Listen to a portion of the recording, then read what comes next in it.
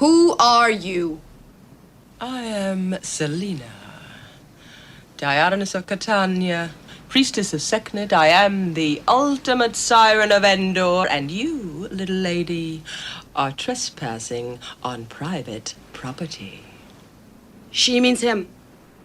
I am Kara of Argo City, daughter of Alora and Zor-El. And I don't scare easily.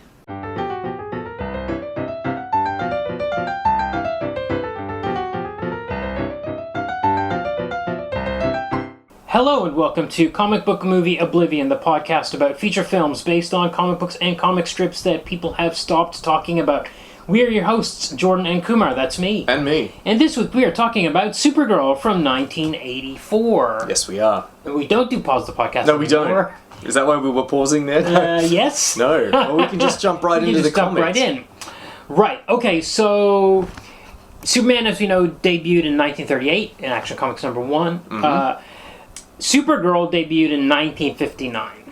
It's quite a while later. 20 years later. Now, we had Krypto in 55, the dog, the super dog. He showed up. Right, and he's the first member of the Super Family. He's the first Super Family member to show up. So, like, but with after the Super Horse and the... so Supergirl kind of opened the floodgates. Right. Supergirl was 59. Yeah. Then Beppo the Super Monkey was also 59.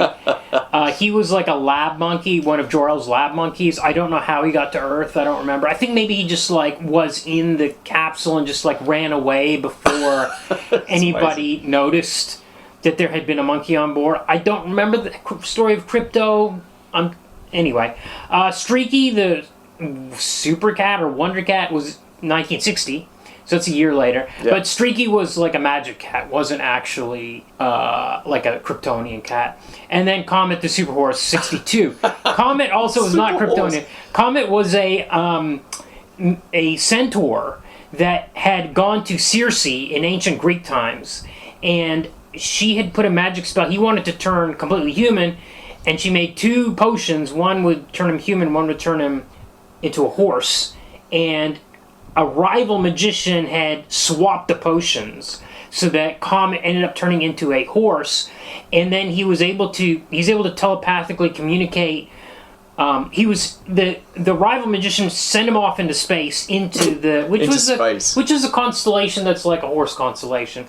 He sent him up there. Sagittarius. Yeah, he became trapped in a comet, and then when Supergirl's rocket came to Earth, it like knocked the comet or something and freed the horse out of the comet. By the way, this horse also has a birthmark on his back in the shape of a comet. And he recognized a girl, and then he like came down to Earth, and he started sending her telepathic messages of things that were gonna happen. So I guess he could see the future as well. Like the centaur from ancient Greece that could tell the future. Oh, okay. All right. I didn't know about that. But anyway, so he sometimes when a comet, I think maybe any comet passes the Earth, he turns into a human. Just once I'd like to try whatever it was Silver Age Superman writers were smoking. What they were doing was trying to come up with, I believe, like 6 stories a month. Because an issue would have like 3 stories in it, and they had Superman in action. So they were trying to come up with 6 Superman stories every month, 12 months a year, and we're 20 years into it, and they're like, shit, this week, it's got to be a horse. And they actually introduced the horse. They had to retcon the horse, because they had an issue which showed the future, and there was like a legion of super pets. And they had the monkey and the dog, but they had the horse, and the horse had never been seen in a comic before. So now, now we got to introduce the horse in the past. Yep. And they introduced the horse. The horse's origin story. Right, but the problem is that the horse was a pet of Supergirl, but then we give him an origin where he's actually a sentient, sapient being that is now her property. Yeah. I guess. And he's a mythical creature. Yes, and he sometimes turns human, and they have a bit of like romance before the horseman, before he has to turn back. Wow. Well, it's set the stage pretty well for Supergirl, hasn't it? Yes. Okay. So these 59, guys just need. Yes. They need to get shit out there. Yes. God. Yes. What's he gonna do this month? God, its cousin will show up. General Zod was 61, and the other Phantom Zone villains. So that was a little bit later. Okay, so in Action Comics number 252 from March of 1959, we get the story written by Otto Binder and drawn by Plastino. Otto Binder was like a science fiction writer, but he wrote a ton of comics, wrote a ton of Captain Marvel for Fawcett, and that's also like wacky times, tons of family showing up. The grandpa didn't have any powers. He would just hang on to Captain Marvel's cape and pretend he was flying around, and nobody seemed to know. But that was like a deliberately like comedic series, but some of that stuff was like leaking into Superman when Otto Binder came over. But most of these stories were actually, most of the later Supergirl stories were drawn by a guy named Jim Mooney. But anyway, this first appearance, so this rocket crashes on Earth. Clark Kent looks out of the Daily Planet. He can hear his super hearing. He reminds us that he has super hearing. That's right. Just like we've done Superman comics before, everyone is excitedly yelling about their superpowers constantly. Yes. Yes. So Superman thinks that his super hearing is picking up a roaring sound, so he'll check it out with his telescopic vision. He's thinking this. Yes. It's not like he has to explain it to somebody in the room. Yes. Yeah. So he flies out there, and there's a girl pops out, a teenage girl, who is dressed in a kind of Superman-y kind of outfit, except she has a blue skirt. Her outfit would change many times over the years. Yeah. Many redesigns, unlike Superman's. Which has remained essentially constant. Yes. But she speaks English, or the Earth language, as they call it. Yeah. And he's shocked. He's shocked, absolutely. And fair enough. Wow, some actual... you know... So it's surprising that this alien can pop out of a rocket ship and speak English. Yes, that's that would normally absolutely not be signposted in anything. Yes. And also, he's shocked at the fact that she's wearing a Superman outfit. That's right. Again. Yep. Not a thing that would normally be... And this carries over to the film, because both these things happen in the film, and they are absolutely not explained in any way. Well, this is kind of... it's explained here. Everything's given a here it's explained. Yes. But she's also... She's unharmed, so she's invulnerable as well. And he's like, well, how can all this be? And she says, well, I'm from Krypton. And he's like, well, that can't be. Krypton blew up. Yeah. And she explains that she's from this city called Argo City. Yes. Which was, by pure miraculous chance, blown free in the explosion of Krypton. Yes. Krypton blew up, and somehow this whole chunk, containing the entire city, was blown free. It's great. I've taken a picture of the panel. By sheer luck, a large chunk of the planet was hurled away intact, with people on it. And then we have a speech bubble coming off the chunk. Our streets of homes is being flung free into space, saving us from the concussion that wiped out all others. Yes. Yes. And in the next panel, fortunately a large bubble of air came along with this chunk. That's right. In later stories, it's drawn with a glass dome over it as well. Right. Not in this first one. I think that's how they were trying to explain how the atmosphere didn't fly away. There could possibly be any atmosphere. But the problem is the chunk is turned into green kryptonite, which is lethal. Yes. Which is what happens, I guess, when pieces of Krypton are distant from Krypton. I'm not sure how it works. It's been given varying explanations. So it becomes irradiated, so they have to sheet the entire ground with lead and then live on this top. huge lead sheet lying around in Argo City, which they roll out, like rolling out carpet. Yeah. I guess are they superpowered at this stage? No. You can just roll out a giant lead carpet. It's Zor-El's the head guy here, the chief scientist or whatever. Oh yeah, this is Jor-El's brother. Zor-El. That's right. And so he's made some kind of sheet lead that can be spread easily, I guess. Why not? They have a little girl while they're out there named Kara. Yes. And then one day there's a meteor storm which blows a bunch of holes in the lead. The lead sheeting. The radiations, plural, start coming out like miasma. Yeah. The miasma theory lives. Yes. So they've got to get off this planet. And I don't know why, only he's getting off the planet. Nobody else is building rockets for some reason. Well, they've never wanted to leave Argo. That's not explained. But they know they're dying. At this stage, it's not like the explosion of Krypton. There's like, this radiation is escaping. Yes, anyway, radiations. Yes, radiation. So he builds a rocket for Kara. Yeah. Why was I trying to explain it? Anyway, go on. Mom, I think her name is Allura. She, I might be wrong about that, but she looks through a telescope. Let's find a suitable planet to send Kara. I don't know why they're not sending themselves. I think he says he has a month to build this rocket. Right. So maybe it doesn't matter. Maybe they've only got enough material. I mean, it's basically the same thing that happened to... It's basically the same thing that happened to Kal-El. Well, with Kal-El, the other Kryptonians didn't believe the planet was going to explode. In this case, there's no reason for everybody to vacate the planet. And he had to build it in secret, right? The baby rocket. He's like, I can't build a full-size rocket. I need to build a little baby one. Otherwise, the council will get mad at me. Yes. So they come with reasons here. Yeah, it's that's right. It doesn't make sense. Very what is going on? Why didn't they make some lead spaceships out of the lead? Yeah. So they use their telescope and they spot this planet called Earth. And there's like, whoa, there's a weird dude in a blue suit flying around or jogging through space. He's drawn in kind of Wayne Boring style. Anyway, they see him and they hear the radio, this radio broadcast, this TV broadcast, and it's all about Superman. On their space radio. Yes, space radio. Space radio says, this is a man from Krypton. He's got amazing powers. And Mom's like, hey, if you go there, you'll have amazing powers too. And they've seen his suit, so Mom's like, I'm going to make a suit just like his. Yeah. So she makes And when you arrive on Earth, it will then be super. That's right. Because they're still... Because of gravity. Gravity. Yes. The fabric will become stronger in the weaker gravity. So we're still on the gravity explanation Yeah. for Superman's powers at this point. Yeah. Okay, so now her story is told. Superman, back in the present, he's like, holy cow, that's my dad's brother, Zor-El. So you're my cousin. And she's like, oh, that's awesome. He's like, well, I'm going to be a big brother to you.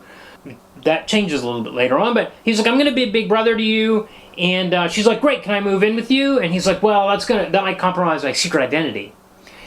He's like, okay, so what Why would she doesn't even need a secret identity? Well, he has a secret identity. Yeah. And he's like, if you live with me... Oh, yeah, good point. He's like, well, we can't do that because I have a secret identity. So you got to live somewhere else.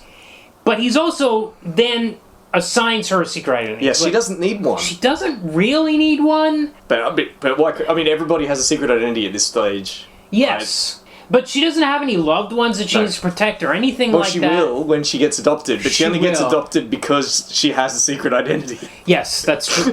Yes, that's right. Maybe... It's like recursive. Yeah, okay. But anyway, it gives her right, instead of just calling her Kara, again... Yeah, why not just call her Kara? They come up with a name. She said she overheard with her superhero, she heard the name Linda, so she liked the name Linda Lee. Yep. And he drops her off at an orphanage. Even though she's a teenager. It's a bit old for the orphanage. But she is an orphan. That's true. And he's like, okay, you'll live here until you're adopted, and you'll be my secret weapon, so you gotta operate in secret. That did not last long. It was probably within a few years of the strip, he was like, okay, you're now, like, you can go fly around and have your own adventures or whatever. Yeah, but she decides she's gonna go around doing good deeds. Yes. Under cover of night, mostly. Yes, exactly. Her disguise is a brown wig. She has blonde hair naturally, but she wears a brown wig, a bit like Clark Kent's glasses. It's pretty flimsy, but doesn't matter because it's comic book drawings. And she immediately goes about tidying up her room at the orphanage by fixing a mirror and a bed and dusting it by just blowing all the dust with her super breath. So it all seems like stuff that would give her away pretty quickly. She's not too bothered about it. But then she goes off and has her night adventures for a little while. The thing I did want to mention is there was a storyline, a notorious storyline, a bit later on where she's like, well, I'm going to get Superman married because he's a lonely guy. And she tries to set him up with various people. Always falls apart. Her parents are like her, because she gets adopted pretty soon. They're like, don't interfere with his love life. She's like, I'm going to do it. And she tries to find a mate for him, a few different partners, and they all fall apart for whatever reason. He says, the kind of girl I want is exactly like you. And he's like, but cousins can't marry in most countries on Earth. In some countries they can, but then he says, and on Krypton, marriage between cousins was against the law, so we can't get married. All right. So his one reason for not marrying her is the law on a planet which no longer exists. Blow up. Well, he does say cousins can't marry in many countries on Earth too. Presumably he considers it's not even it many. immoral. I think even some state. I think it's state by state. Actually, in the U.S. Right. I don't think it's the whole country. Right. Well, where's he from? Kansas, right? Yeah. All right. You keep talking while I do a real-time fact check. Yeah, so he's like, well, I can't. So she uses the supercomputer at the fortress to find a woman who will look exactly like her as a grown woman. So she finds like an adult woman that has the exact facial features of Supergirl, and that other woman also has superpowers, and then she comes to Earth. But then she loses her powers wherever they are, so that doesn't work out either. Damn. Incidentally, not only can you not marry a cousin in Kansas, it was the first US state to ban first cousin marriage in 1858, if that AI synopsis is correct. Okay, so that's the origin of Supergirl. We did throw in another couple of issues in there. Did we want to talk about the Mxyzptlk one? The Mxyzptlk one is hilarious. So this was number 291, action number 291 from 1962. It was written by Jerry Siegel, who is the creator of Superman. Yes. Drawn by Jim Mooney. He's the regular Supergirl artist at this stage in time. So Mxyzptlk is this weird imp creature, as he's described, from the fifth dimension, is what we're told. Not the sixth dimension. No, and he shows up every 90 days? No, he shows up randomly, but if you can get him to say his name backwards, he will disappear back to the fifth dimension for 90 days. Yes. So you've always got to be tricking him into saying his name You've always got to backwards. trick him into saying his name backwards somehow. Yep. And it was always like a little puzzle. You're always wondering how they were going to do it by the end of the issue. Yes. This one's pretty crazy. How they get him to say it too is It's a big cheat. Well, no, it's not. It's crazy. It's just craziness. It is really crazy, yeah. So in this one, basically, Mxyzptlk shows up and decides he wants to marry Supergirl. Is Superman away or something? I can't remember. I don't know, but she lives in this town called Midvale. Yes. Which is like, I don't know, I guess somewhere in the Midwest. It's not near Metropolis anyway. Okay. Superman often they say Superman's off on a space mission. Almost every one of these stories. They say he's in another galaxy. He's always doing space missions. Yes, during these Supergirl outings, yeah. So, basically, he likes to play pranks. He's like a leprechaun, maybe? Is he a mischief maker? Yeah, he has magic powers, so he can just make... Yes. They seem to be essentially unlimited. Yes. He can just change anything. Well, yeah, and here he turns everyone in the world into bizarros, pretty much. Yeah. And the pilots, he changes the pilots of an airplane to bizarros, and then they say, "Why me flying plane above ground in the air?" So Supergirl has to dig a tunnel underground. Yeah, because they're dive bombing to the Earth. Yeah, because they're about to crash. That's actually kind of funny. Yep. Man, I really love the first panel of this as well. This story where Mr. Mxyzptlk is out the front of a Justice of the Peace, and Supergirl's landing wearing a veil. Yeah. And with her are two like a man and a woman, and she says, "Please don't make me marry Mr. Mxyzptlk, the crazy imp from the fifth dimension, Dad." Yeah. And he says, "Where's your gratitude, dear? Mr. Mxyzptlk has made Allura and me, your Kryptonian parents, magically live again. Though we died years ago, and we now have superpowers like you." It's a splash panel. You got to get the whole thing out in case it's some kid's first comic. Yeah, exactly. Those dumb kids have to. Yeah. In case it's their first time. I guess so. Yeah. Yes. So then he, at some stage, decides he wants to marry her. Yeah. She tries to trick him to say his name backwards with a bizarre stunt at like a baseball game or something, where she throws a bunch of letters in the air. Yes. And she's making the crowd shout them out. This is like a fun game for people, I guess. This is really fun. Go to the baseball and spell out random words that the cheerleaders are holding up. Yeah, I don't know. He saw it coming, as of course he would, because the only way to get rid of him is to make him say his name backwards. She also tries to use a mind control gadget from another world. Yep. At one point, which is a kind of helmet. Yeah. She tries to put it on him and it doesn't work. Yes. I suppose because he's magic. Yes. Yeah, that's right. The magic is one of, besides Krypton, it's one of the things that works on Kryptonians is magic. Right. That's established lore. Yes. Yeah. Okay, so Superman's invulnerable, but he needs to be vulnerable to something, and it can't be kryptonite all the time. Yeah. Magic works. Yeah. So he's like, well, I want to marry you, so to prove my love, I'll resurrect your parents. And he actually brings her parents back from the dead. Yes. There's a sequence where now they're her real parents, not like simulacra or something. No. Yeah. They are her real parents, and bizarrely, they're on board with this marriage plan. Yes. From the word go. And they go to see her adopted parents. Eliza Danvers is the mother. Yeah, what was it? And the father's name. I can't remember. They were Mr. such minor Danvers. characters. They're Mr. and Mrs. Danvers. And like the Kryptonian parents say, well, you've done a great job, thanks. We're going to take her now. And her adopted parents are like really upset, but decide for the greater good, they've got to let her go. This is actually pretty. I mean, they spent some time on this, by which I mean like 8 panels. But it's quite like, there's a lot of tears and like heartbreak going on. It's weird. Well, yeah, I mean, but it's so odd. Why would they just do that? Anyway, I suppose it pays off. Because now they're getting ready to have the wedding, and then... But at the fortress, they start mixing a potion, which they don't... Do we know about the potion at this point? No, she says, what are you doing? And he just says, trust us. Ah, okay, so it is signposted. Is. I must have missed that, because it just seems like he poisons Mr. Mxyzptlk out of nowhere. No, they're making something we don't know what it is. Then they go for the wedding. They've seemed vaguely sinister this whole issue.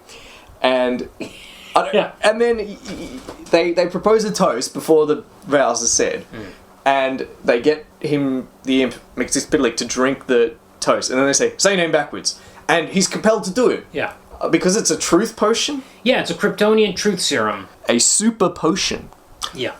And just like always, everything's super. I think super minds are mentioned at one point as well. Yes. But yes, it turns so they've actually mixed up a super truth serum. Yeah. Why can't he? I guess it also compels you to speak, even if you don't want to talk. Yeah. Okay, fine. And then they reveal that was their plan all along. Because they... Oh, no, they don't reveal anything. They vanish because as soon as he goes back to the fifth dimension, all of his works vanish as well.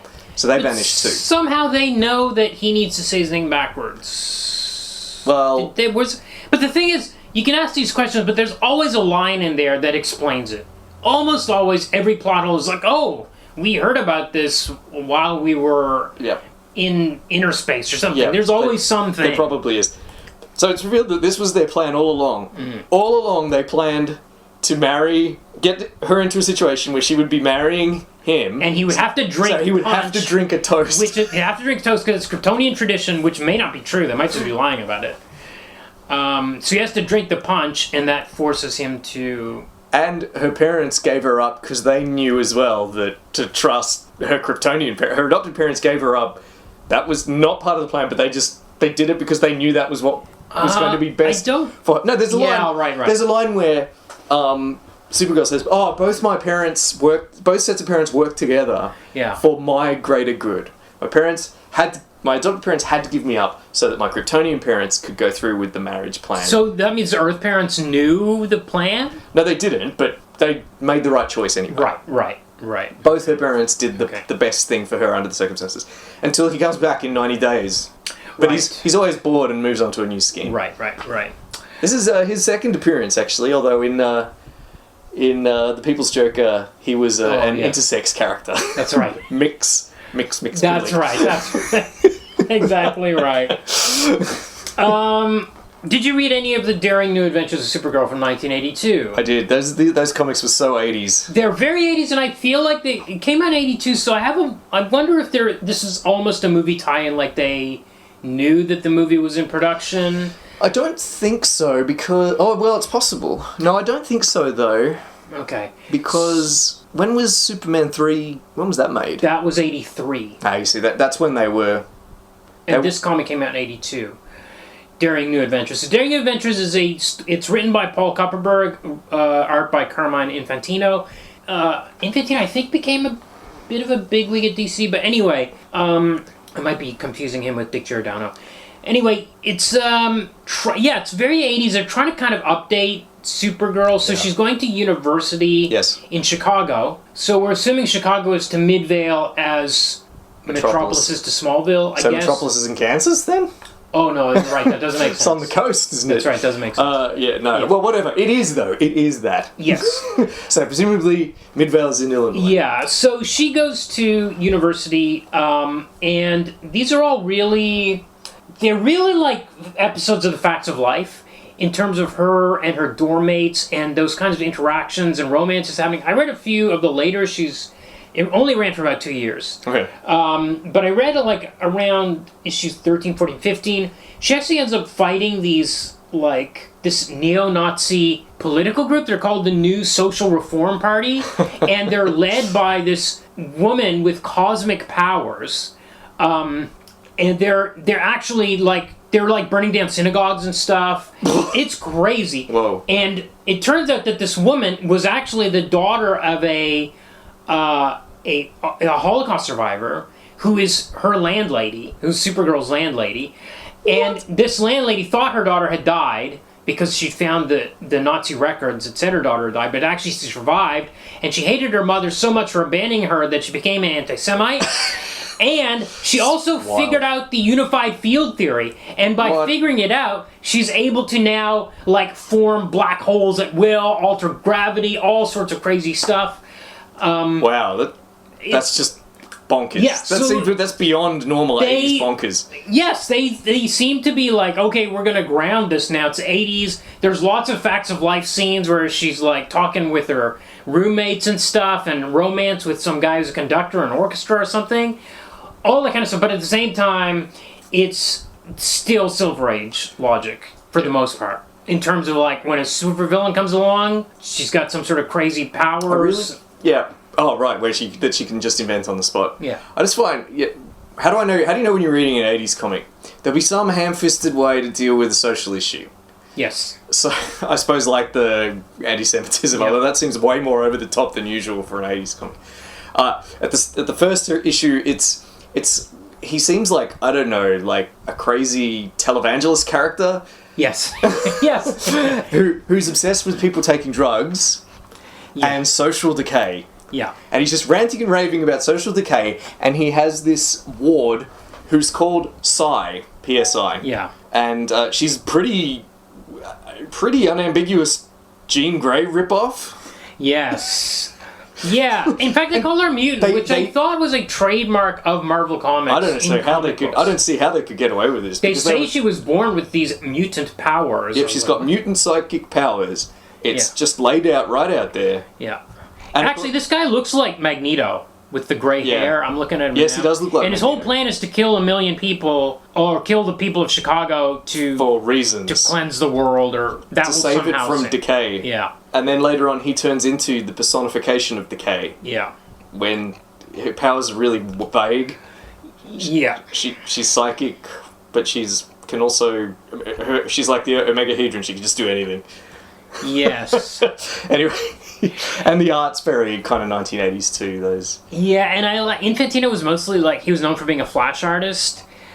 I don't think they're the right choice. You know, this is two middle-aged men writing this Supergirl comic about this girl who's going to university. She's wearing like petticoats or something. Yeah. No, she's not wearing. She's wearing something that looks like a petticoat. Like it's kind of like a flowing, frilly dress. It's very dowdy. Dowdy's the word. It looks like something from the 19th century, and she's just wandering around. These guys were not. They were picking up the magazines and like looking at what young women wanted to wear in 1982, and then drawing the opposite.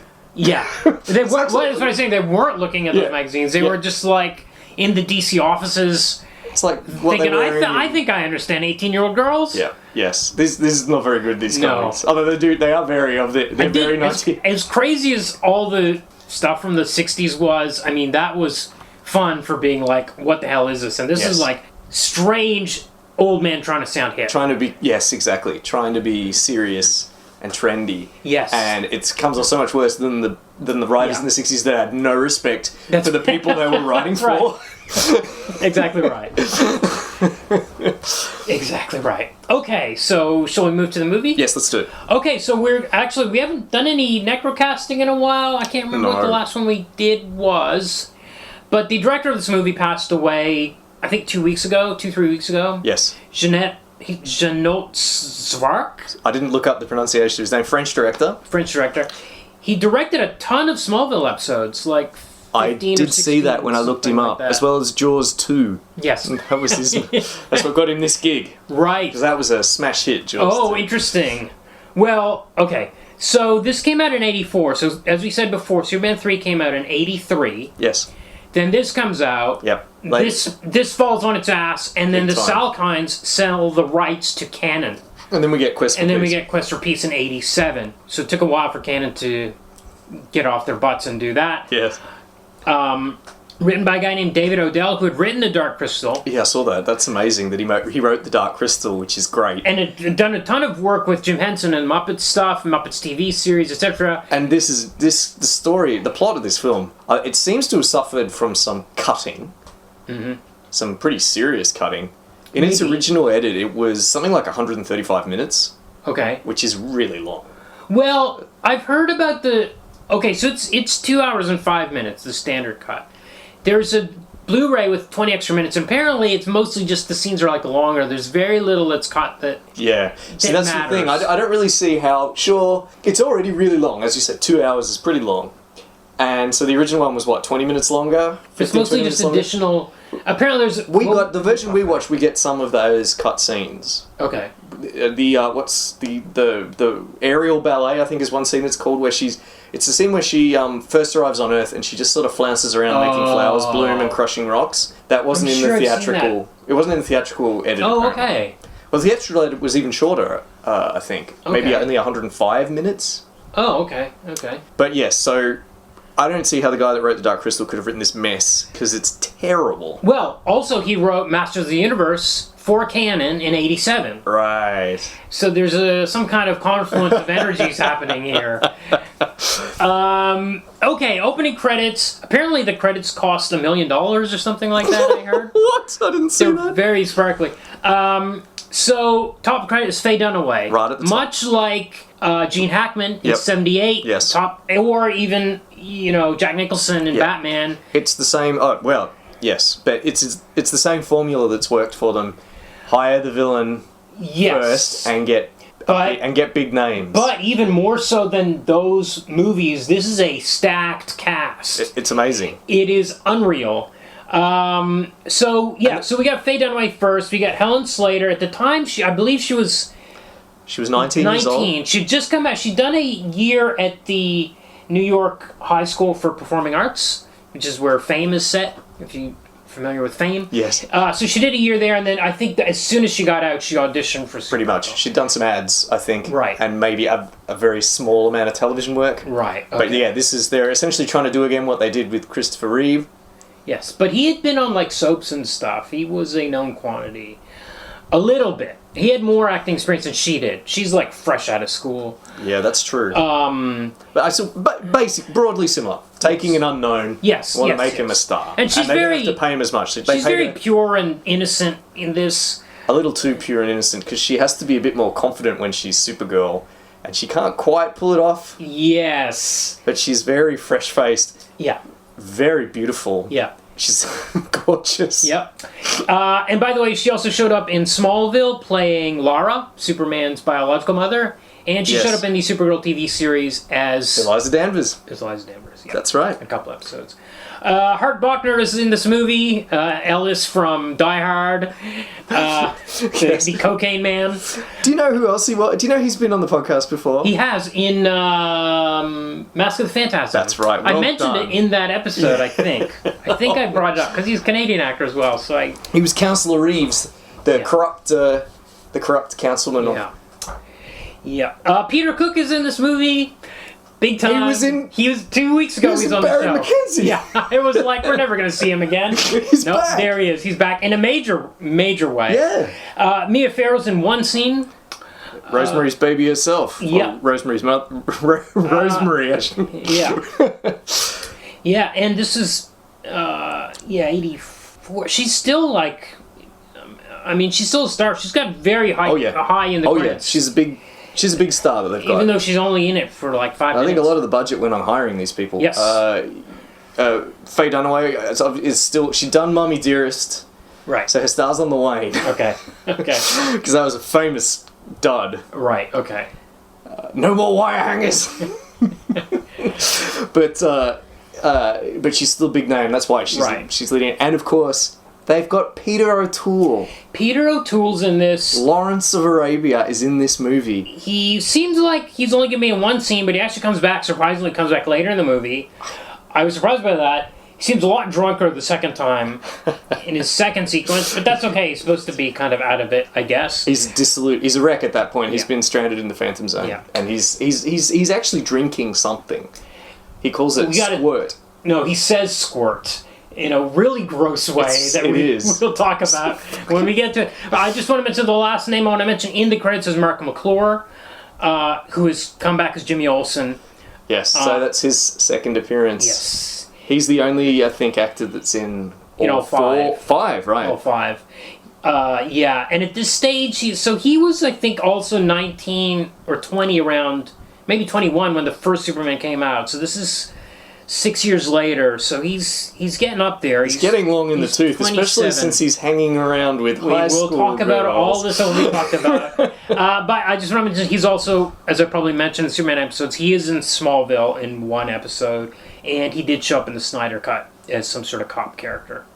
And the Snyder Justice League movies. This is how these people keep staying work. Yeah. Because of nerd references.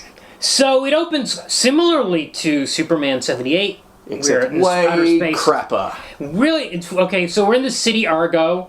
It's a weird set. It's like made of ceramics. Oh, it looks like it's made of styrofoam. It doesn't. Yeah. Now, this is really disappointing because this is the same film trilogy. Sorry, film series that gave us Krypton in Superman 1979, which is one of the most amazing sets I think ever. Yeah. And boy, we've fallen a long way. It's very oddball, like colorful, bizarre shapes. It's not like the icy crystal world that we had at Krypton before. They've tried to go for it's still meant to be Kryptonian, but they've just completely they haven't got a good set designer. No. They haven't spent a lot of money. You can headcanon it though, because he's the Peter O'Toole character whose name is Zartar, or what's his name? Zaltar. He's going around just making shit. He's got this magic wand, and he's like... In the novelization, it's called a matter wand. Right. Well, he's making stuff like... He's making trees, and Kara comes up and says, what's a tree? And he's like, it's a thing that exists on Earth. These people never shut up about Earth. Yes. They're obsessed with it. Okay, here's 7 questions. First, how did this city survive the explosion of Krypton? Never explained. Superman's the last of his kind, and yet here they are. And they say that this place exists in inner space. That's the only line we get. What is inner space? Not told. How did this get from Krypton to inner space? Not told. And it's not the Phantom Zone, it's some other dimension called inner space. I think it's also referred to as the 6th dimension at one point, too. Oh, is it? I think so. Well, so we could kind of headcanon it and say that this city protected itself by entering inner space when Krypton exploded. Or maybe exploded. it was there all along. It was a colony, an outpost. But that would be so easy to explain. But they don't. Instead, we talk a lot about Earth, a place we know really well. And also... Yes, so this is question number 2. How do they know about Earth? How? We don't hear them talking about looking through their space telescopes. Nope. They know about Earth. They know that Superman lives there. Yep. When she arrives on Earth, she knows he has a secret identity, which is Clark Kent. Also, she knows that he's her cousin. Yes. Because one of her first lines is...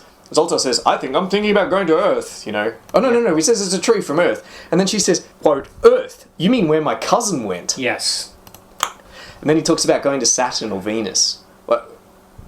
Yes. He says, maybe I'll go to Saturn instead. Why would these people know? She says, okay, here's a great line. Yeah. She says, is that farther than Earth?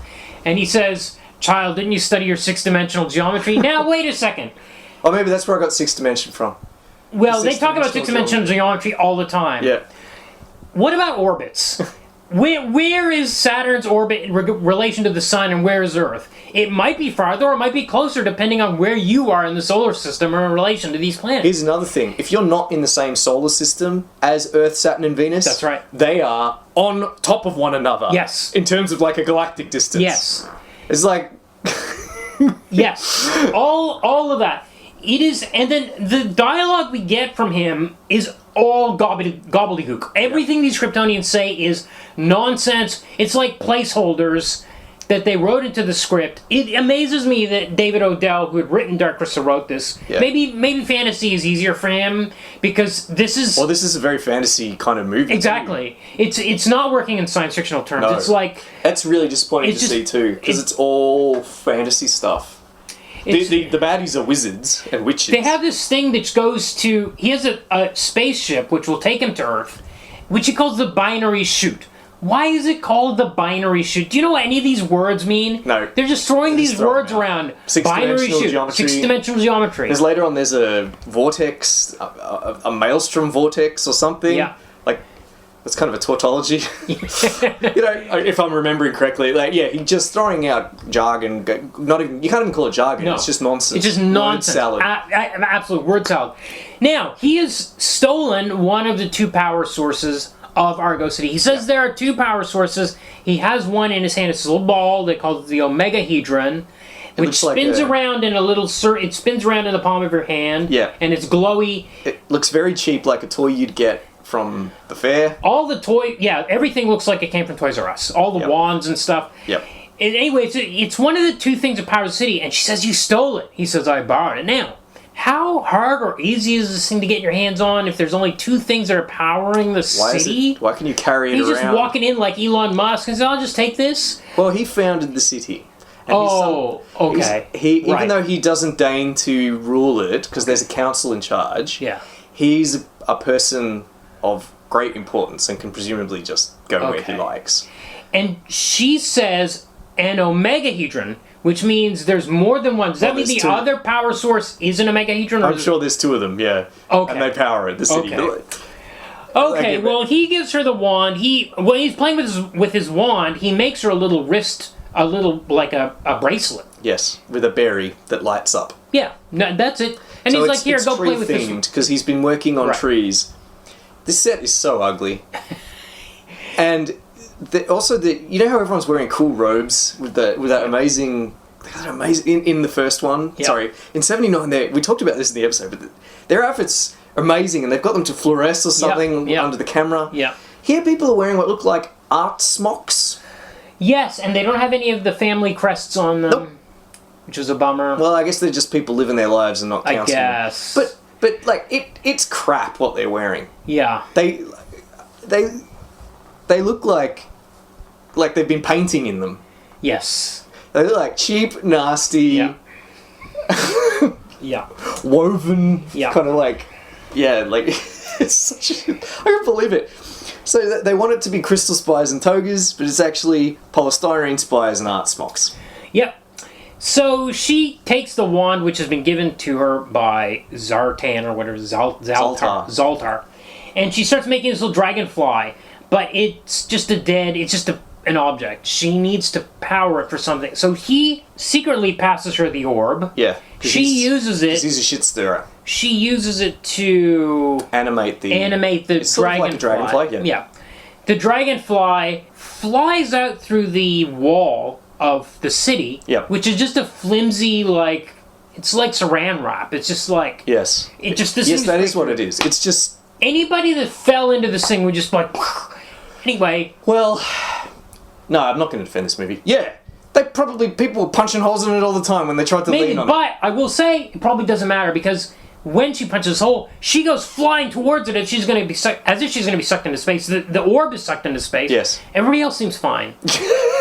So maybe it's fine. Maybe it's just that she weighs 3 pounds or something. Oh, man. I don't know what it is, but nobody else is whipped off their feet by this catastrophe. You're right. It's not like the whole space is losing its atmosphere. No. It's just... Maybe she plugs it. And they're like, we've lost our orb. 90-pound body.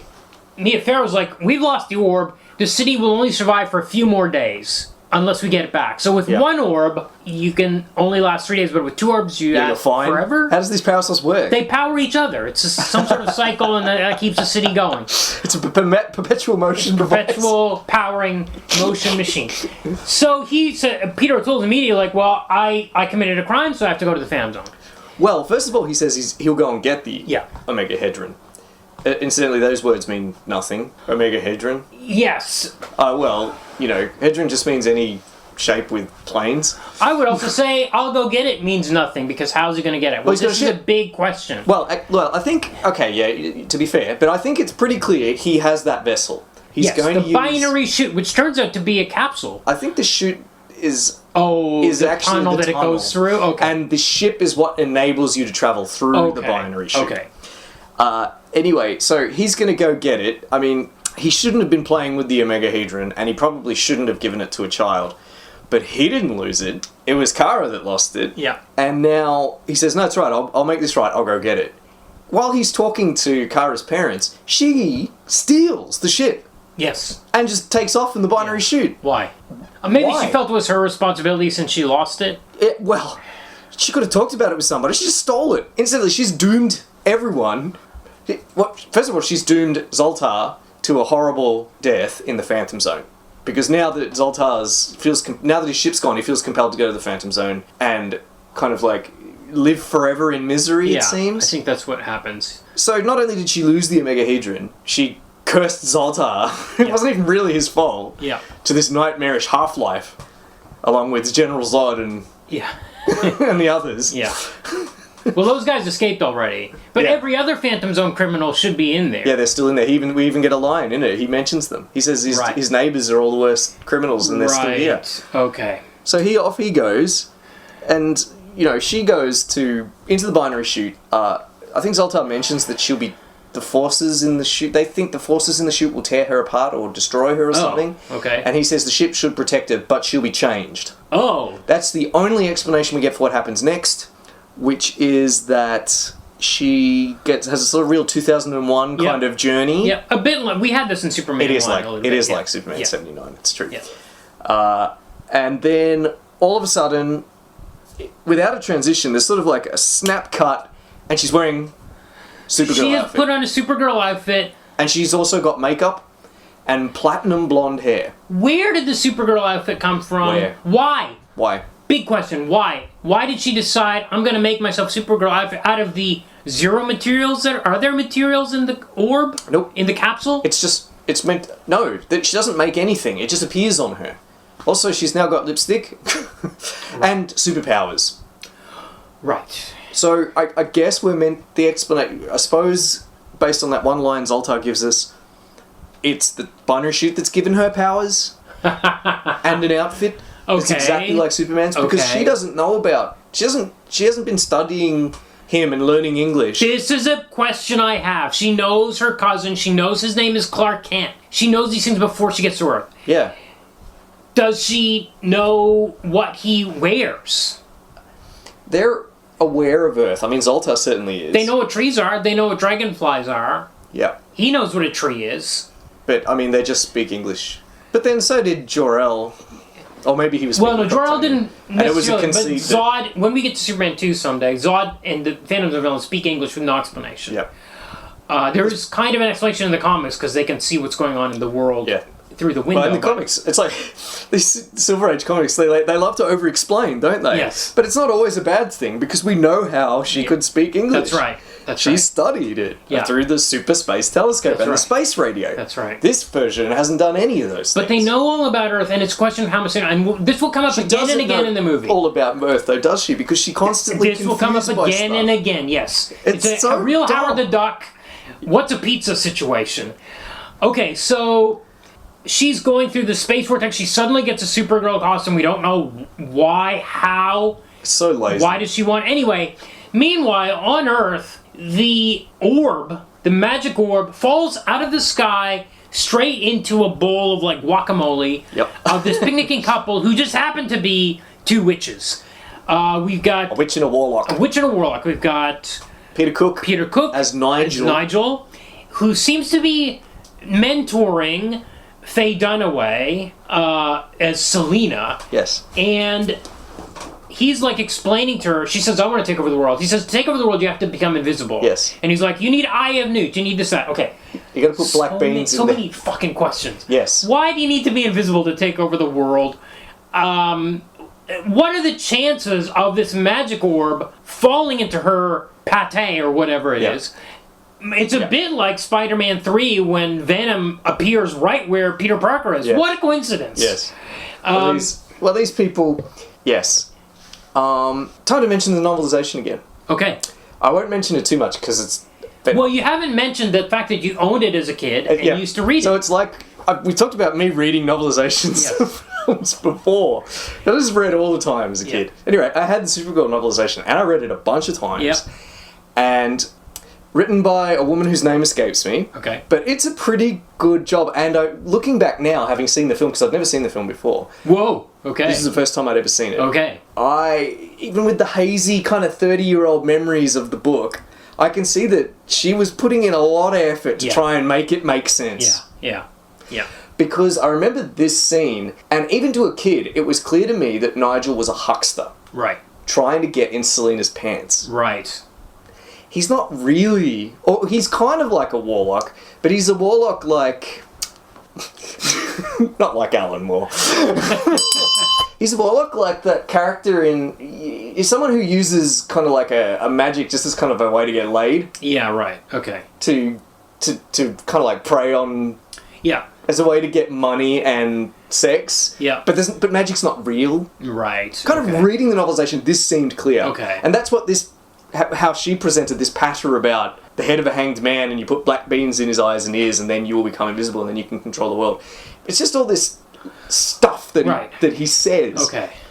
The film, on the other hand, seems to play it straight. Yes, absolutely. He's an actual warlock. Yes. And he's talking about really making her invisible. He does do real magic later in the movie. He's got this wand of Burundi, which I guess is right outside Wagga Wagga. I'm not sure. But this wand of Burundi is an actual magic thing that he... Not only that, but Selina, I mean, from one interpretation you could say the Omegahedron lands in her pate and it gives her magic powers. Well, this is... Okay. So if it can... We've established sort of that the Omegahedron gives life to things. It's what gives Zoltar the creativity to make that tree. Yeah. Kara uses it to animate the dragonfly. We know it can affect the world around it. Yeah. So one reading, and the way the novelization is, if I remember it correctly, plays it, is that it makes magic real. Okay, well, this is the thing. It's not in the movie. No. The ball falls out of the sky, lands in her guacamole. She picks it up and immediately is like, I don't need you anymore, Nigel. I've got this. Somehow she knows it's... Yeah. Somehow she knows it's magical and she starts casting a spell with it. Well, why? Where did this information come from that she knew that this would... It could be just a thing from Toys R Us that some kid batted from across a field and she's like, ooh, I don't need you anymore, I have this magic. She actually goes and starts a car with it, turns on the electronics in the car. Yes. And actually starts the car. That's the closest we get to her learning what it does. But should have come first. Yes, it should have. It should have. Yeah, and then we hear on the radio Superman is in another galaxy, busy. So that's just like in the comics. He's not only is he in another galaxy, he's gone to another galaxy that may be several 100 trillion light years away. Is the line? Yeah. The observable universe is about 94 billion. Right. Like, that's why. Right. I love it. He's a really long way away. Yeah. Okay. So now Supergirl... Okay, so Supergirl appears out of the lake. Yes. Okay, so I got a couple of questions. First of all, why would going in the binary chute take you to where the orb... The orb flew out into inner space. Yeah. It didn't go into the binary chute. It went out somewhere, but she goes into the binary chute and somehow... The universe is a big place. Yeah. How do you know you're going to be where that orb is? Well, the binary chute... So, I read a review that said, why is Argo City at the bottom of a lake? This is the question. So, Argo City is quote-unquote in inner space. Yeah. But she kind of flies out of the lake. Meanwhile, the orb had flown out of the sky into the pate. It didn't fly out of the lake. It didn't fly out of the lake. By the way, this is a cardboard cutout. That's how they did that special effect. It's a cardboard cutout of Helen Slater that they pulled out of the lake. Oh, is it? Yeah. The effects are noticeably worse. Yes, and this movie cost $35 million, $1984. At least. And all that must have gone to the stacked cast, I think. They spent it on Peter O'Toole's alcohol budget. No, when I think back to how great it looks in '79, how much care they took, to the extent, as we said, that they had different stitching on the costumes depending on which arm he had raised. Yes. None of that here. Well, you know what? When we get to Superman 3, we'll see that the decline is already happening. Right. They're not spending the money on the effects that they need to make it look good. They're kind of trading on goodwill. So Supergirl arrives, of course... Very much so. Selina has driven off. So she uses her eye powers on a flower to make it bloom. She uses her heat vision to make a flower bloom. She crushes a rock. She's completely dry, by the way. She wasn't wet, and despite flying in the water. Superpower. She's got... She can fly. She flies around. Nigel sees this figure flying. Yes. I've got some questions about this later on. Yeah. Okay, Selina goes back to her place. She lives in an amusement park. Why? By the way, she's paying rent. We hear dialogue about how she has to pay for rent, right. electricity. They're paying rent on the amusement park. This is abandoned. This is like the Joker's amusement park. Yes, it is. She's living with this lady now. These two, like Bianca, played by I haven't. this act. She was on. She was a voice in the Smurfs. I can tell you that. She was also Joey Tribbiani's mom on one episode of Friends. She's really great. She's pretty good. The thing we have not spoken about is everybody in this movie is really great. But they have like a train, like the horror house train that comes through the amusement park train. That she often comes into the living space riding this train. Yeah, it's really bizarre and funny. They talk about men all the time, but I feel like these two ladies have a special relationship in the evenings. I don't know. Yeah, that would make sense. It's not really clear, but... Although, Faye Dunaway's character, Selina, is really man-hungry. Oh, yeah, so's Bianca. Bianca's they're both like... I think that, yeah. Maybe... I don't know. We'll get to that as well, about how man-hungry Selina is. It forms a big part of the film. It's maybe the main part of it. Yeah, really. Because... Selina, very quickly, a big problem with this film is, who is our villain and what do they want? Yes. Because Selina can't make up her mind about what she wants from scene to scene. That's right. Which is really annoying. So in the first scene, she wants world domination. In the next scene, she wants money. In the next scene, she wants the gardener. That's right. She wants Ethan the gardener. And then she spends a bunch of time chasing... And then she wants to take over the world again. And then she starts. Yep. And anyway. And she wants to throw a big party at one point. Yes. Why are you throwing this big party? Yep. And she makes one of the party goers eat a scorpion. Yep. And then float around. We gotta go into all that in detail because it's such a great scene. Okay, meanwhile, Supergirl... I think that's one of the ones that was cut from the theatrical. Oh, really? Yeah. Okay. Yeah. So, Supergirl flies around Chicago, because I guess it's near where she is. She lands, and this is her first interaction with human beings, is two truck drivers that want to rape her. Yes, one is played by Matt Frewer. Yes. Another, Max Headroom, Canadian actor. He was also in TNG. He played Burlingoff Ramison. Absolutely, yes. So Matt Frewer is just... And this is one of those shocking lines I've ever heard in cinema history. They're attacking her, they're lifting her skirt. Yeah. She says, they start attacking... She says, why are you doing this? He says... It's just the way we are, and continues to attack her. Chewing gum loudly. They know she's got superpowers at this stage. She just blows him. She's a super... Well, she's dressed like Superman. She doesn't blow him. No. She uses her super breath on him. Initially, they're like, hey, you dressed for Halloween, that kind of line. And then she uses her powers. They know she's like Superman, yet this guy pulls a knife on her. That's so stupid. Why are there two truck drivers? Yeah. Do truck drivers ever work in... It's like Selina and... Oh, Bianca. Yeah. Evil bisexuals. Remember we talked about evil bisexuals a few weeks ago. Yes. Maybe these guys are go both ways as well. Shocking. Really shocking, depressing indictment of humanity in this scene that these are the first humanity's two humans. Intelligence as well. That the first two people she meets are idiots that also try to rape her. Crazy. Okay, now we get the party scene. So they have a big party at their abandoned... Why is she having a big party? I don't know, but they have all these other people that want to be witches. They want to start a coven, maybe? Initially, Bianca had this idea they could have a pyramid scheme where they would charge people $5 to join the coven. So again, this is like... probably the novelization made a big deal out of this, that it's just a way to make... Like, magic's not real. These are just kind of like... people in the counterculture Right. just using it as a way to seem more interesting than they actually are. Yeah. No, in the film, it's real. Yeah. So Nigel comes up to Selena. He's like, "Hey, I saw something today you should be worried about regarding your world domination plans.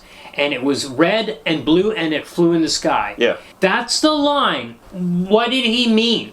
So did he mean he saw Superman?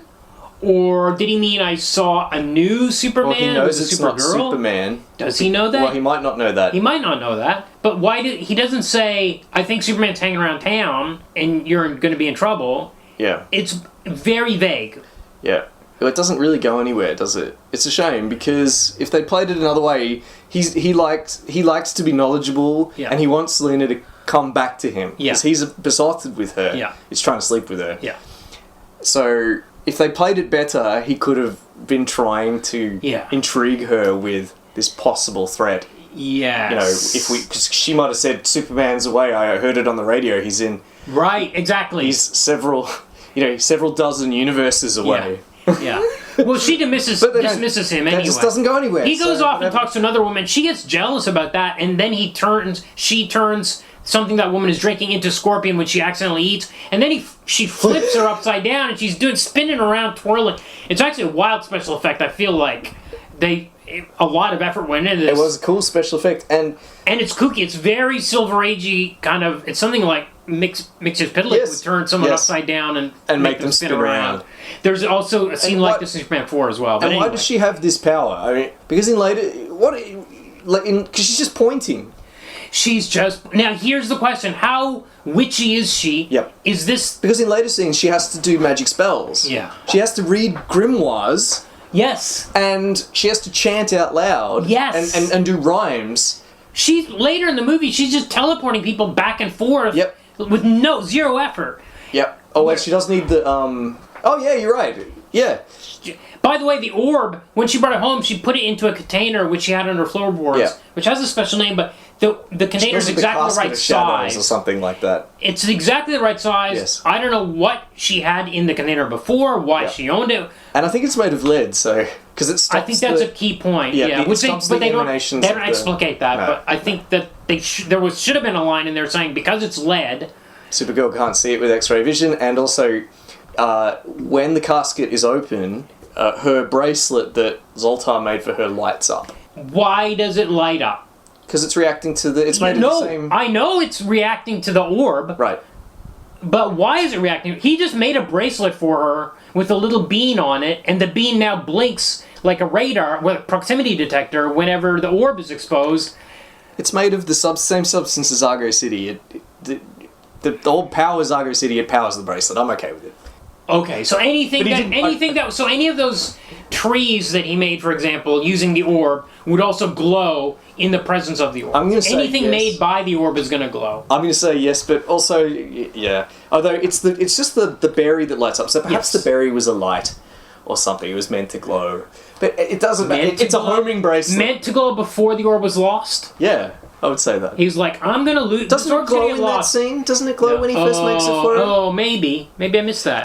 This is really fruitful I might digression. have missed it. Doesn't this matter. is what this movie's all But it's about. because it's a homing device. Yes, absolutely. Now. Yeah. Whatever it was before, it's a homing device. She just has to be facing the same. If it shouldn't matter what direction she's facing. If it's reacting to like a pulse of. It's not a directional finder. Yeah. It's just lighting up because of rays that it's sending out. And yet, however, if she faces the direction where the orb is, it glows brighter. It shouldn't be doing that. It should be glowing equally as bright, no matter what way she's facing. Yeah. Yeah, okay, so meanwhile, Supergirl sees a bunch of girls playing softball, and... No, it's hockey. They're playing hockey. No, they're playing field hockey later. Oh, okay. I think in this Oh, no, scene you're right. They are playing softball. Because I actually think she thinks the softballs are orbs. I'm not sure what's going on here, because she becomes obsessed. Omegahedrons. Omegahedrons? Maybe. But now she changes into the school uniform. She's magically changing her clothes. She walks behind a tree, and her top changes. Then she walks behind another tree, and her skirt changes to the school uniform. Yeah. Not just any school uniform, the school uniform that she sees. Where'd she get it? I think she can magically form clothes. Actually, that would make sense. That's how she got her Superman suit. That would make sense. It would make sense In the if they had context a of the line of film, yeah. dialogue that said, "I can magically." But she's form just got clothes. super. Well, I can Superman magically makes up change my powers. hair color. Yeah. Oh, that because that's happening too, isn't it? Yeah. I wonder how they did that. Was it a wig? Absolutely had to be a wig. Because it's a pretty good wig. They could have shot it out of order, I guess. I didn't. I meant to look it up, but I didn't find out. Because this film really, really loves transitions where she walks behind something and Yes. comes out wearing the clothes. Yes.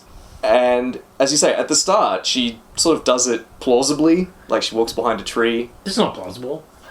Well, how did Superman do it? He goes in the phone booth and spins. Yes, but it's always implied that he's very quickly changing Yeah. clothes. Here, she If just that's does the it. case here, then the question is, where did she get the suit from? Now, she did see somebody put something in a bag, and the camera focuses on that. Somebody put Right. something in a backpack. So maybe she stole their clothes. It was stole their clothes, or that was a softball that she thought was a magic orb. Completely missed that. Don't know. I just wrote down where'd she get the clothes. Where'd she get the clothes? Yep.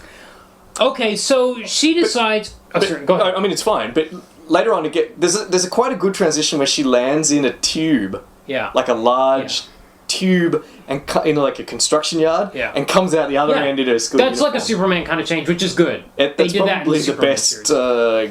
kind of transition of that kind. Yeah. And later on, when Selena sends the Shadow Demon after her, she just flies out a window, and on one side of the right. window she's in a school uniform, and on the other she's in a... Yep. She didn't get changed. It's like a magic She window. morphed, yeah. Yeah, she morphed. She morphed her And, clothes and and her she hair. didn't just morph, though. She morphed as she passed through a window. That's right.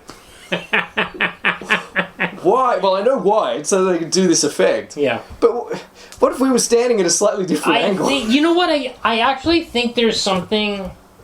I think there's something cynical going on here where they were like, what kind of superpowers would appeal to young girls? That is our target audience. The ability to change outfits at will. And I think maybe that's why they went in this direction with this. Possible. I think I have a less charitable interpretation, which is I think that these kinds of transitions are fairly simple to do. Yes, of course. Yeah. I think they're just lazy. Yeah, that's true. It's easier to have her walk behind the tree, call cut, have her walk out from behind the tree in a different outfit than it is to do an effect where she does a blurring effect very quickly and changes clothes. Well, either way, we're both saying it's a cynical reason. Oh yeah. So now, remember, her city is going to die in 3 days. Yeah, so what's she doing exactly? She decides to Enroll in school. Enroll in high school. In disguise. Number one, why does she need a disguise? Yeah.